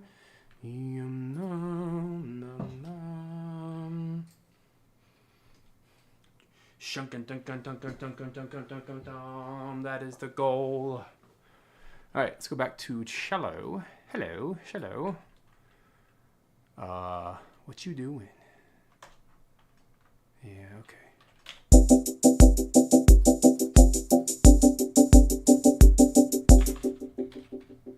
Why are we paying respects with Erhu? I really don't want an Erhu. I don't like the sound of it in most cases. I mean, it's good for one thing. It's like authentic Chinese music. It's like Avatar. If your project's not like that, what are you doing? What you doing? All right, I need some more space than this.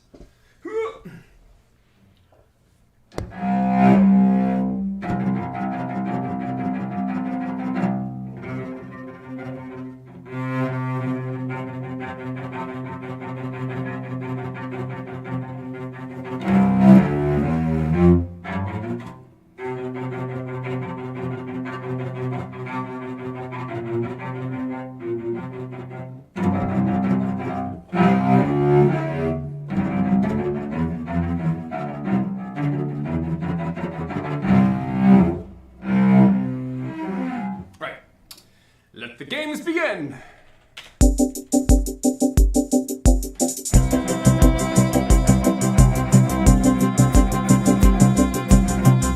Like it's too low.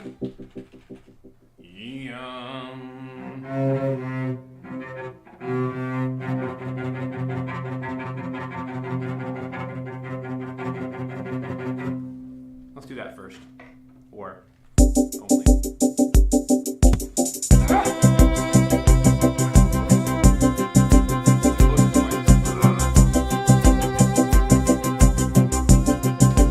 Keep hitting the mics.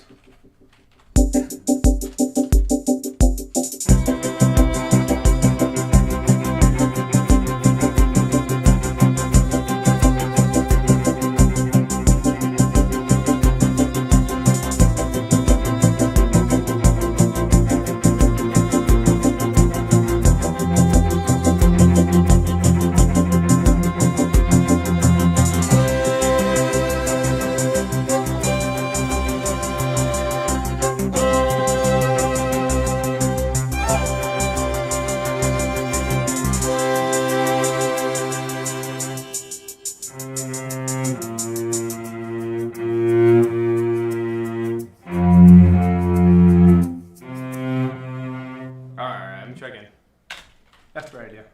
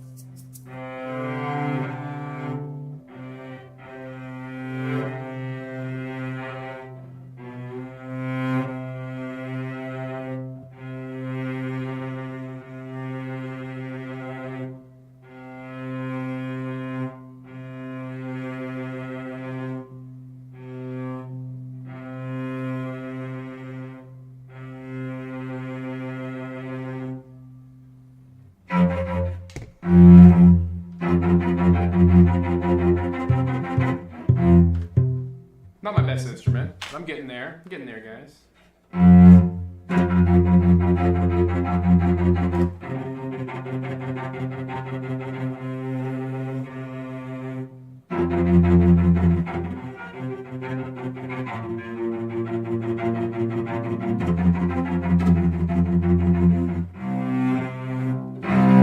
All right.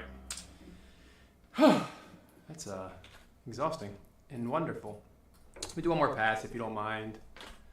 Of course you mind, but my show. So you know.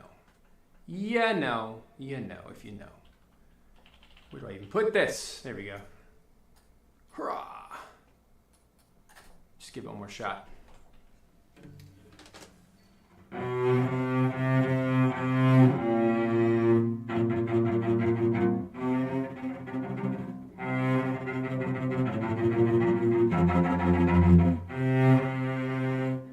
Okay, here we go. Ooh.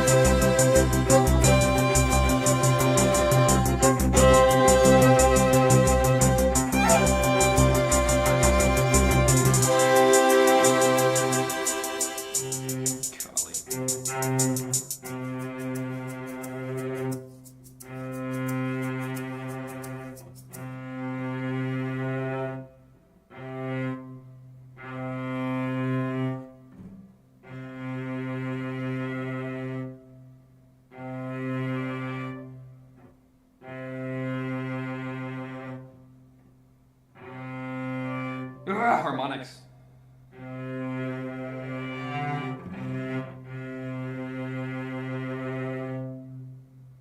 Okay. Ah!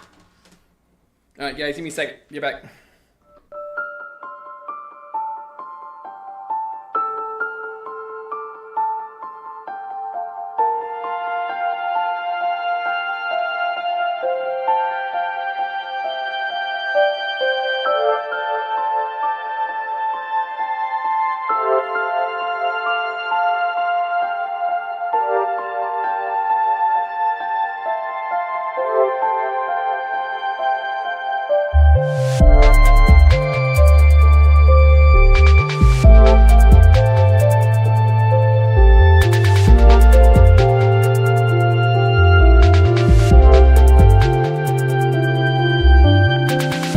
All right, guys, thank you for your patience with me today as I'm just experimenting a lot. Let me turn off my mics now that I'm thinking about it so I'm not overloading those. All right, those are off. Awesome. All right, so it's just really hot. It's really hot and I'm really sweaty. So, and I was in performance like recording mode, so I just, I can't think about editing when I'm doing that. But man, that was fun. That was a lot of fun playing that cello line. And maybe it's going to give it the energy it needs. Let me find this final note because that was really where I struggled. It's like literally the hardest part is playing one single note. That was a good one. So let's keep that. Get rid of all these dumb ones.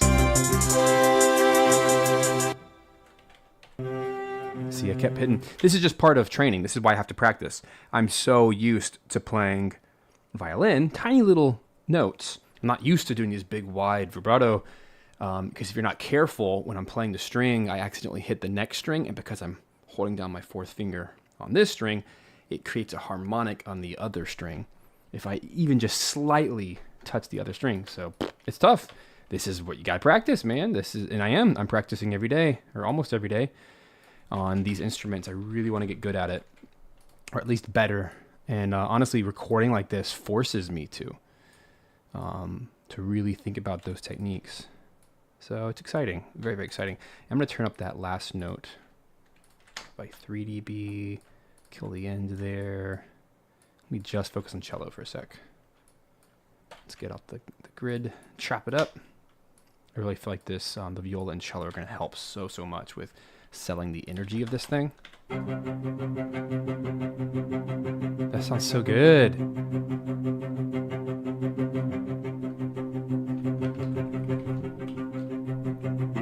I actually got all the changes. Yeah. I'm really happy with that. It's pretty in tune.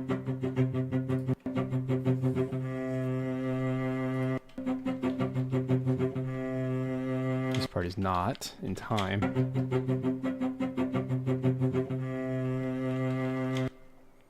How else can I do this? Maybe. Oh. Well, that's easy.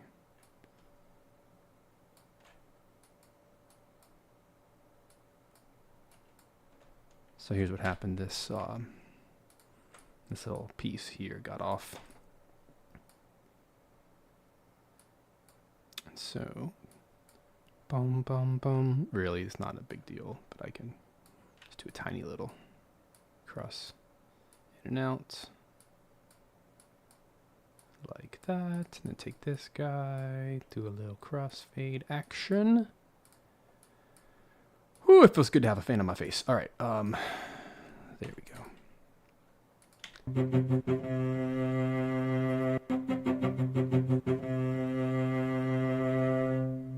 Not perfect, but it'll do for now.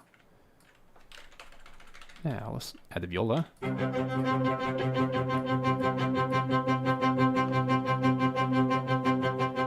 This is gonna be cool when it changes the chords here.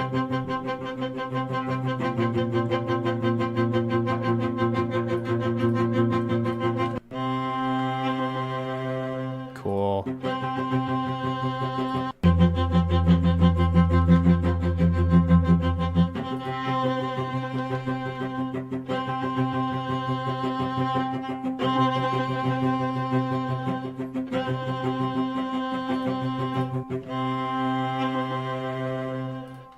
What's going on here? Oh. Yeah, I want the low note. No. Sounds better. Whew, I'm spending a lot of time on the audio today, but hope this is enjoyable for you guys. Nice. Okay.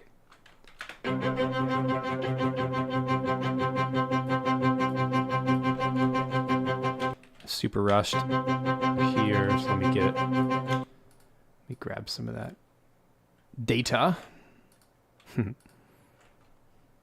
See, I'd much rather do this than work with sample libraries because it's just more organic, it's more fun for everybody, I think. And it creates a way better result. And every time I play it is different.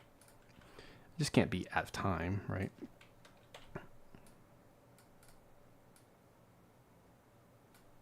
Like that. Just can't rush.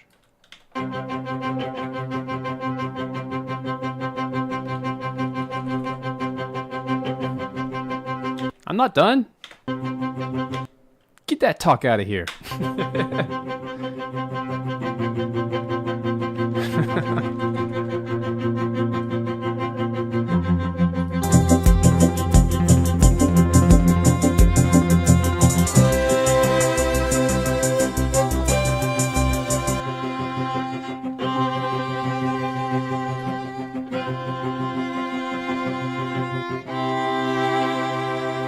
That's so satisfying.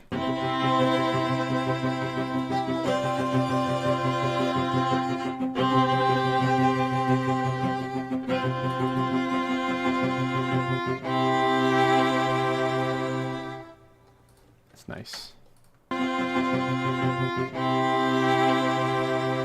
Hey, what's up, Arfo? To the party. Got lots of live instruments today.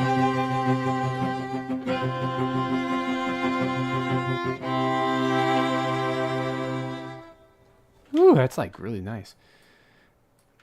It has that studio strings feel.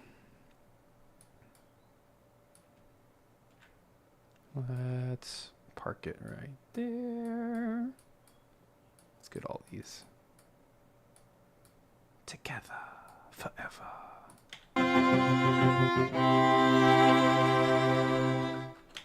pretty. All right. There we go. Unflattenize that.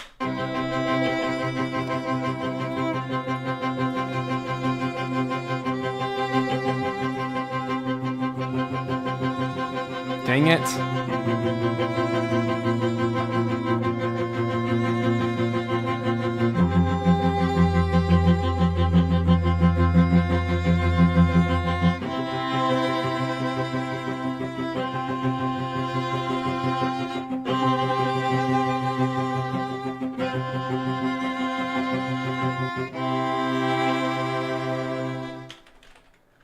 This needs a second violin.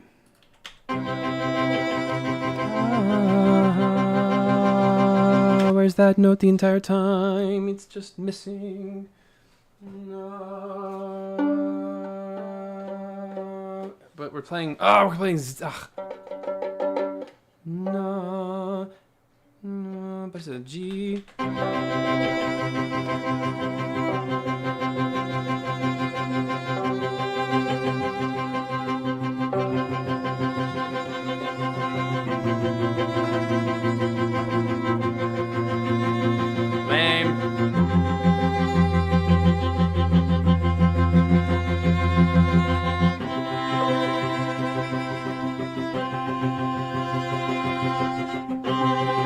I was so happy to be done recording.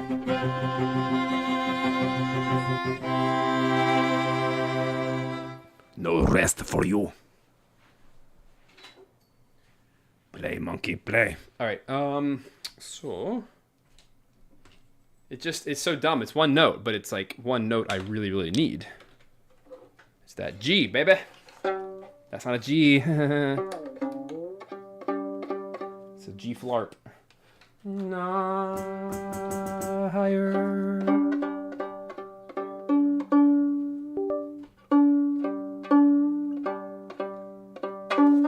Will that even sound good? I don't know. I might need to do it on viola, but that's weird. Bad part writing, my bad.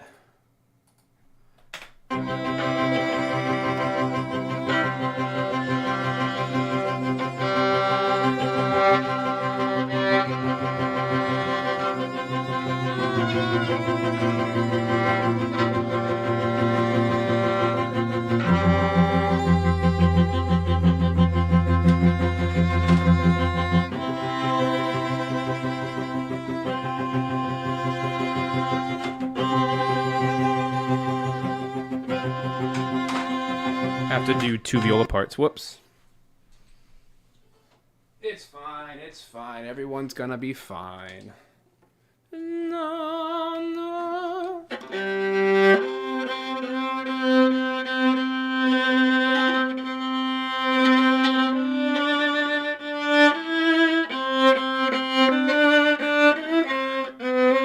This is why I like having a viola so much. I can hit those lower notes that the violin can't. And it's so nice. All right, let's put it in. Is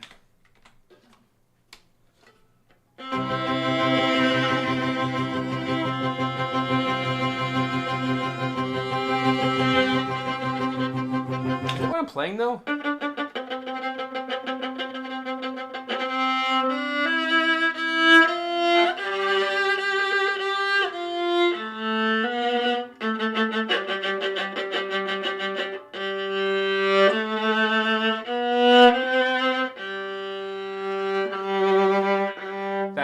That's the G, my bad. See, my brain is still in violin mode when I pick up a viola. Gotta think about what actually notes I'm playing. No.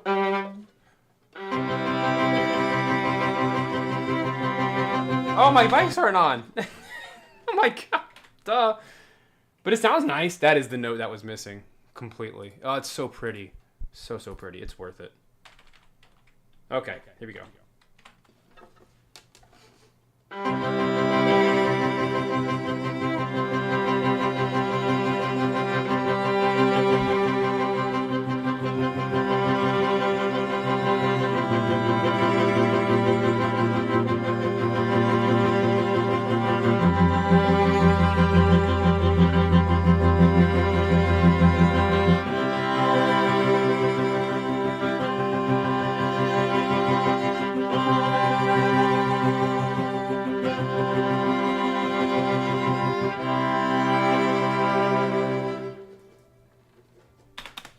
Makes me wonder if I should go.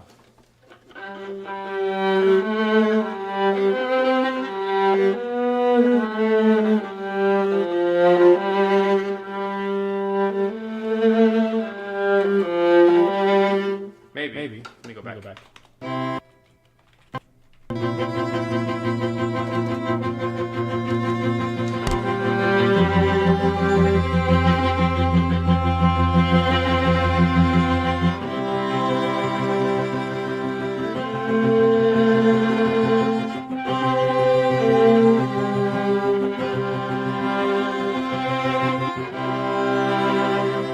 Yeah, that's the answer. Here we go.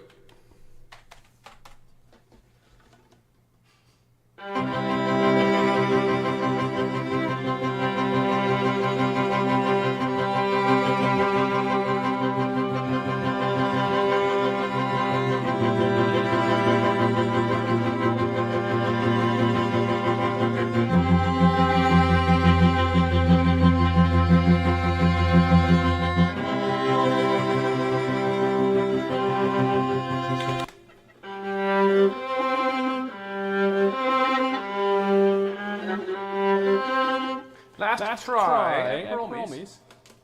I can't hear myself. That's what's going on.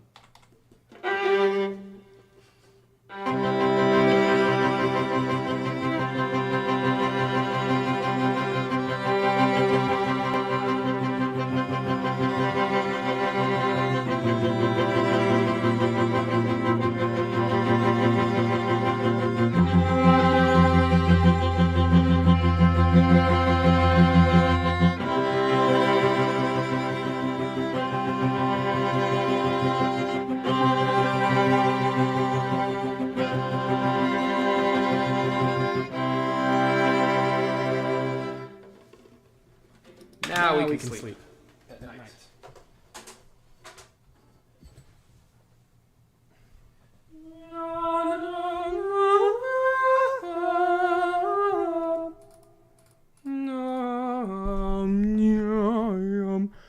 Yum. All right, cool.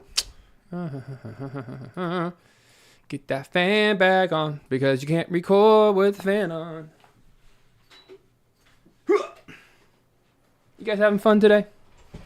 A little bit of fun? A little bit? I'm having a little fun, I guess.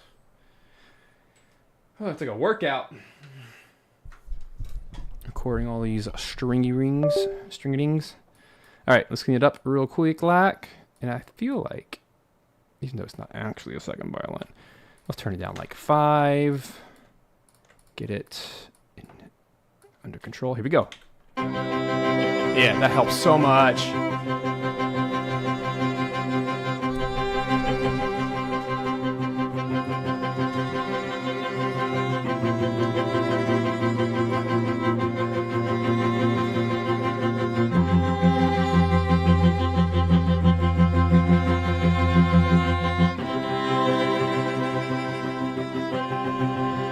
So here's the question.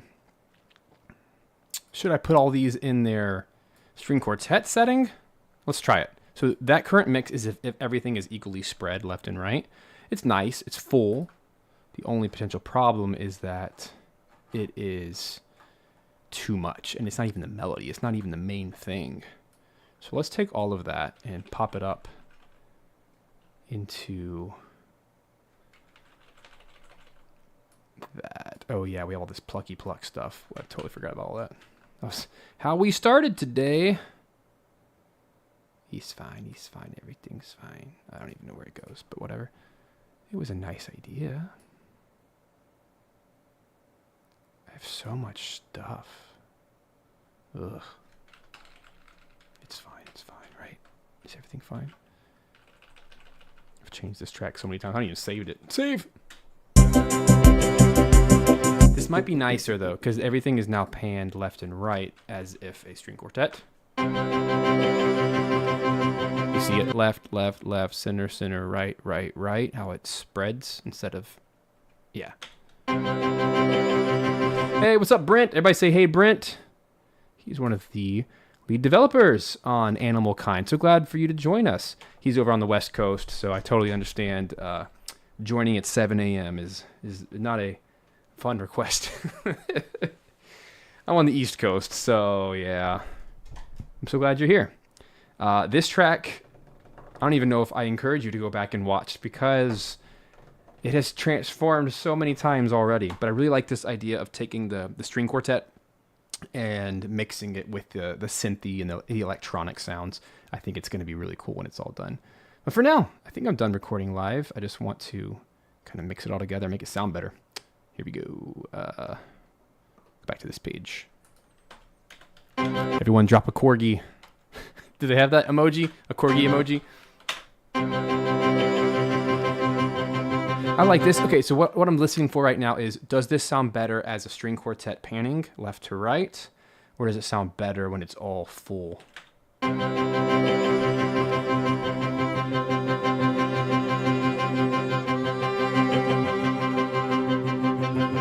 I think this can work as long as I just change the levels a little bit. So let me take viola and knock him down like a lot. That sounds better, I think.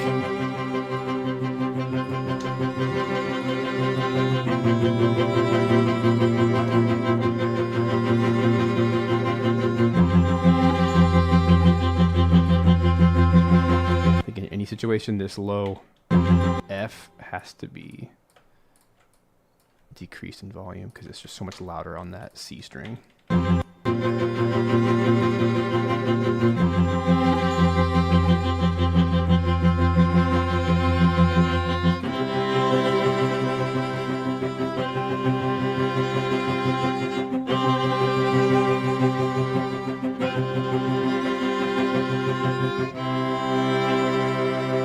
Sounds nice. All right, we take this cello down a little bit. I like that it sounds like a microphone was placed in the middle of the string quartet. Or two mics. Because you don't want it to be the main event, because we need to make space in the middle for the synth bass, the kick drum, the snare, and all that stuff. So let's get to it. Yeah, here we go. That has to live in the middle. Make space.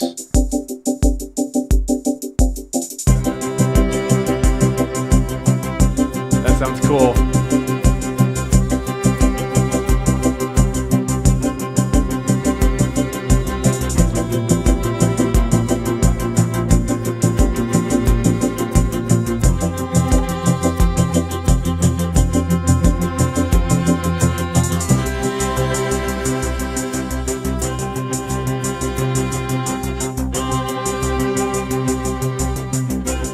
All right, let's fill out this percussion.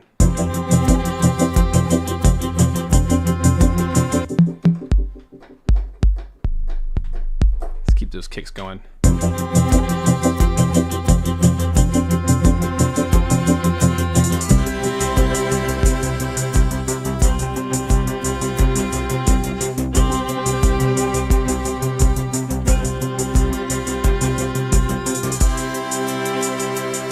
That's a good spot to change and shift to something else anyway. I like those a lot, actually.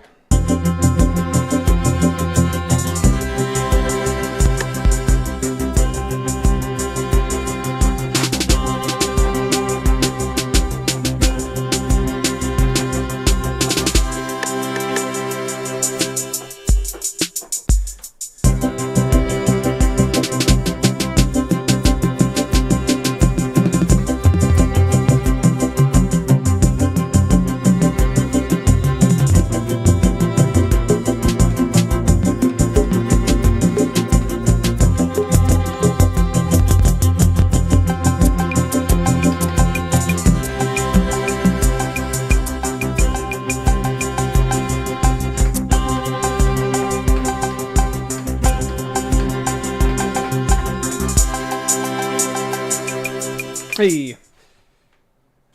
Yeah, thanks so much, Brent. I think we're definitely in the right direction here. It's just kind of honing it in. Not going too heavy into the live for this track because it just doesn't need it. But I like having that supplement. It just adds a lot of emotional energy, and it obviously connects it to the rest of the world. Because effectively, what we want is at any point, your character, your animal, jumps out of the mech, right? And it should be able to go straight back, right? So now it feels like it's in the same universe.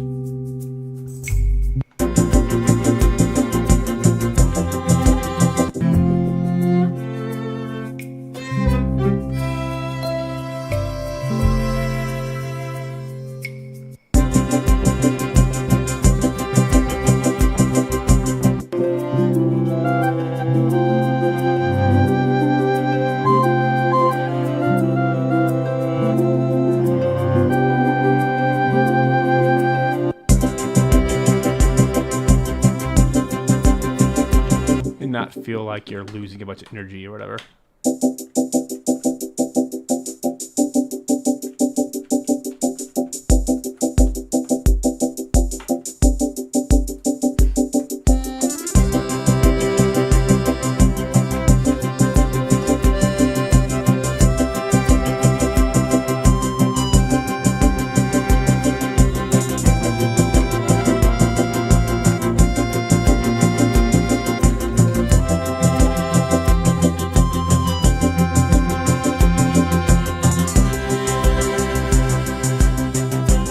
Tuning issues, but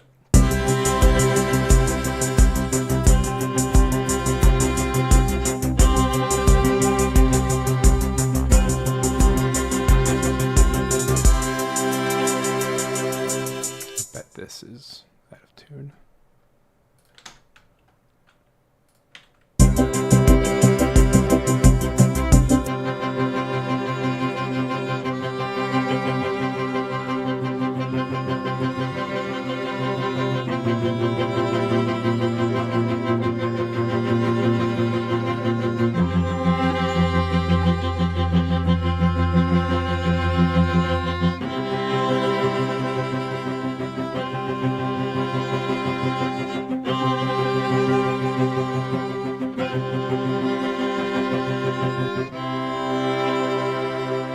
That's nice.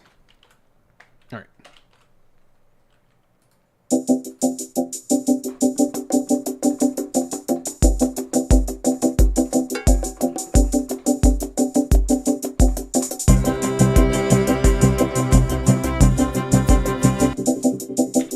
All right, let's a few things. Let's take down the hi-hat volume. It's really loud.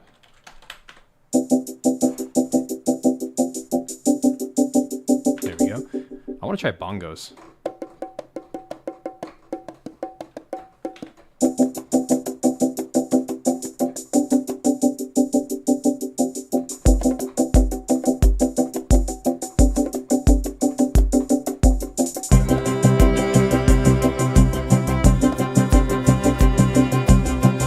Might be too much.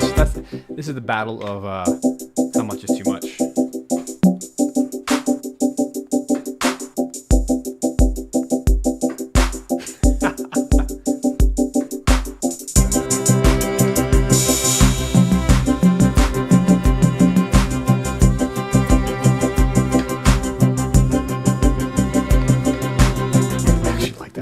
The clap makes it feel retro modern if we, I think, do a delay that is like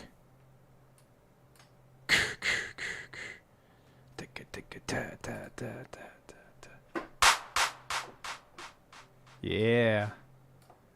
Let's do it on both sides. We're gonna do 10. Actually, a ping pong delay would be the right move. Let's do ping pong instead. Left, right, left, right, left, right.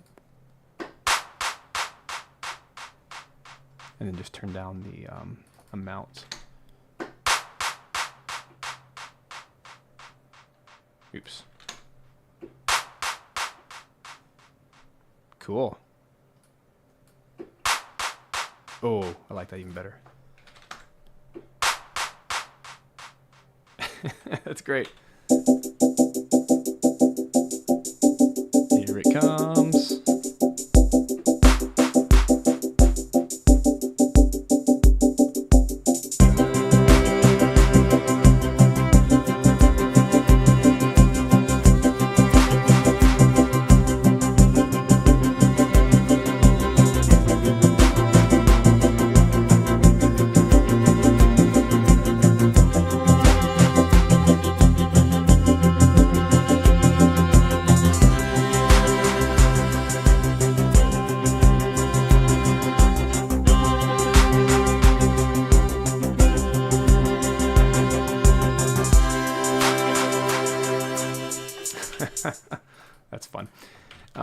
Let's get this like dead on though.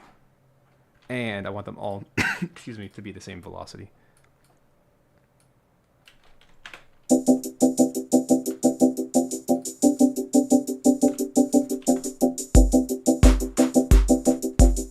There it is.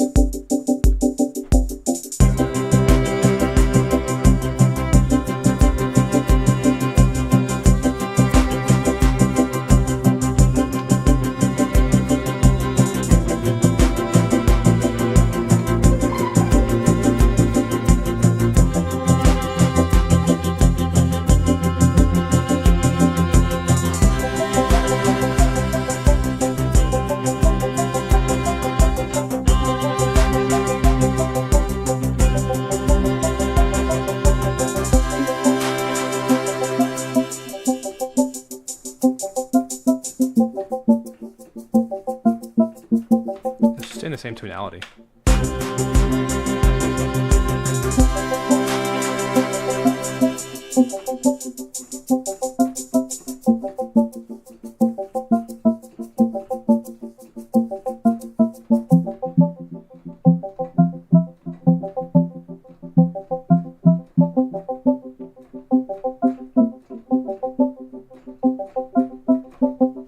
That's nice. There's so much you can do with that. The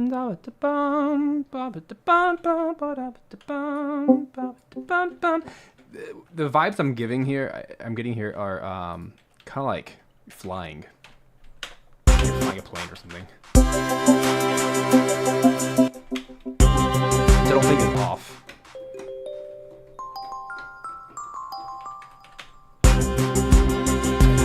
Brent, that's awesome.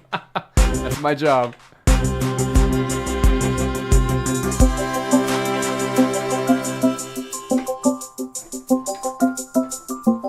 Oh yeah, that's the way to go. This is the way.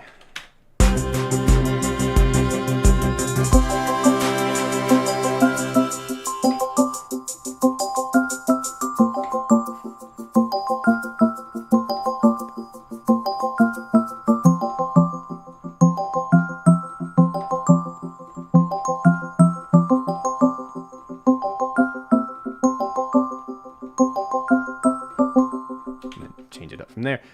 You don't want to be overly repetitive, but there is a certain amount of repetition needed in any kind of cozy game. Let me go listen to Stardew Valley or Terraria, whatever, Minecraft.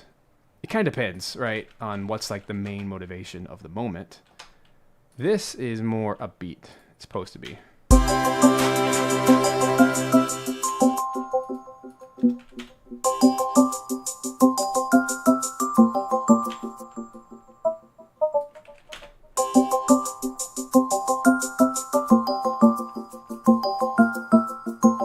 Get those shakers back in.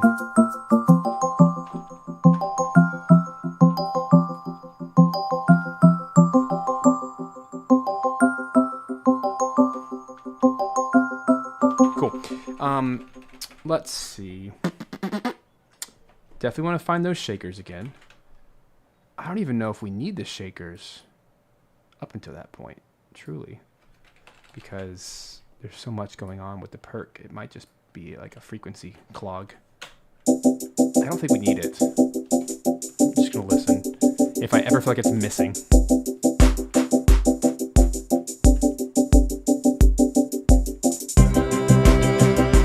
Nah. It was just clogging. Alright, I definitely need to turn this bass synth ARP into audio, because it well, with any ARP, right, it's going to, if I start at a random spot, it's not going to be nice because it has to re-trigger, that kind of thing. So here it is, and I like having that reverb tail at the end. That's nice. And now I can EQ it.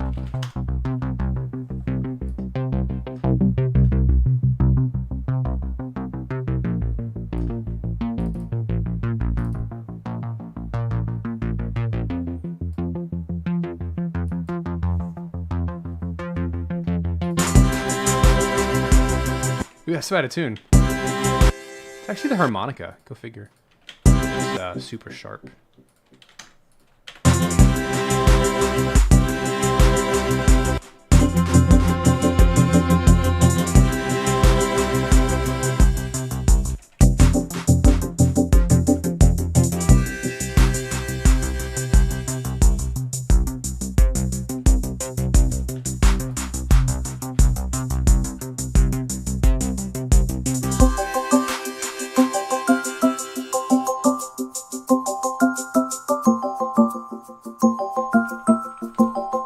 There it is. It's a little loud.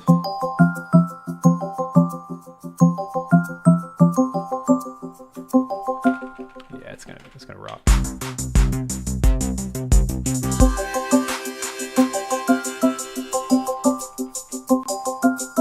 gonna take a break from the hi-hats.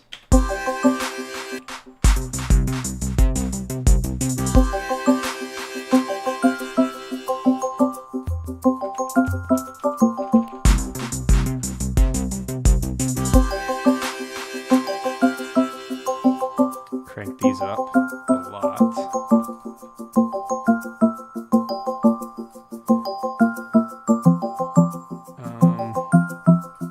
Just gonna boost them from here.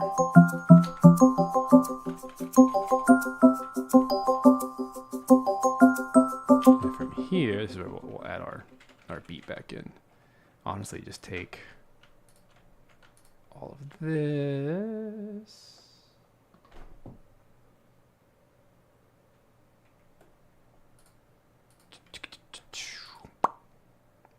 Let's just grab like 16 bars.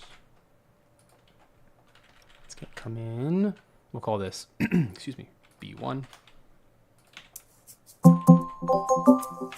This will be B2. Ah, crud. Don't do that. Edit, undo. I just want these. Let's just do the old-fashioned way. There we go.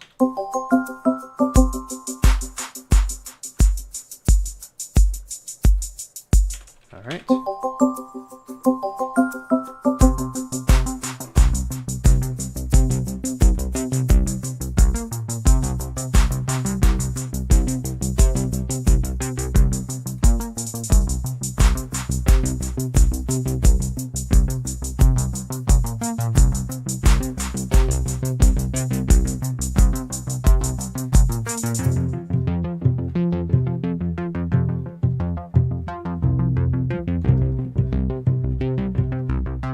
My cello has a home. Remember, this is the very first thing we made. I found it.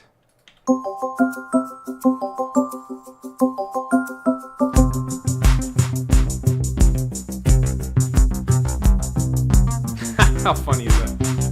It's perfect.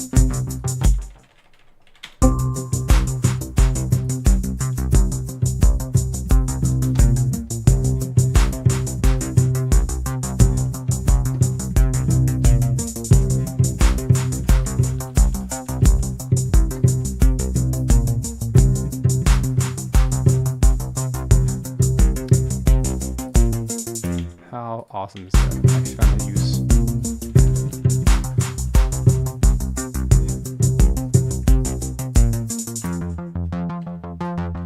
Amazing. I'll just go ahead and make this a C section. There's no need to X. How long is this track? Let's find out. We're at 2:49 and it needs to go to there. Let's hit our 2 minute loop. So that is the goal. Look, we're almost there.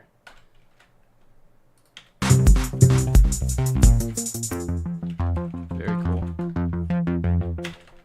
There's not much music left.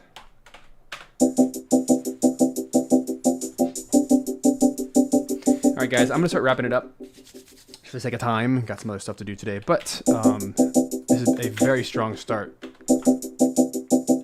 And honestly, that's my pace. I like, if I have the option, I like to write tracks in 2 days. And then, of course, if you have to revise it and such, you give some extra days for that. But I tend to get the meat, the bulk of the track out of the way, like the first 60-70% out of the way first day. Second day I come back and I can just instantly hear, oh, that was garbage. Oh, that was a really cool idea. And then I can really start to shape it into what it needs to be. Just like at the beginning of this stream, I spent an hour and a half recording stuff I didn't even use. It is nice that I use some of it, but it got the garbage out of the way. So then as soon as I got the right idea, the rest is kind of taking care of itself, right? Let me actually do so. I'm going to listen to just my speakers, no headphones, and start mixing a little bit.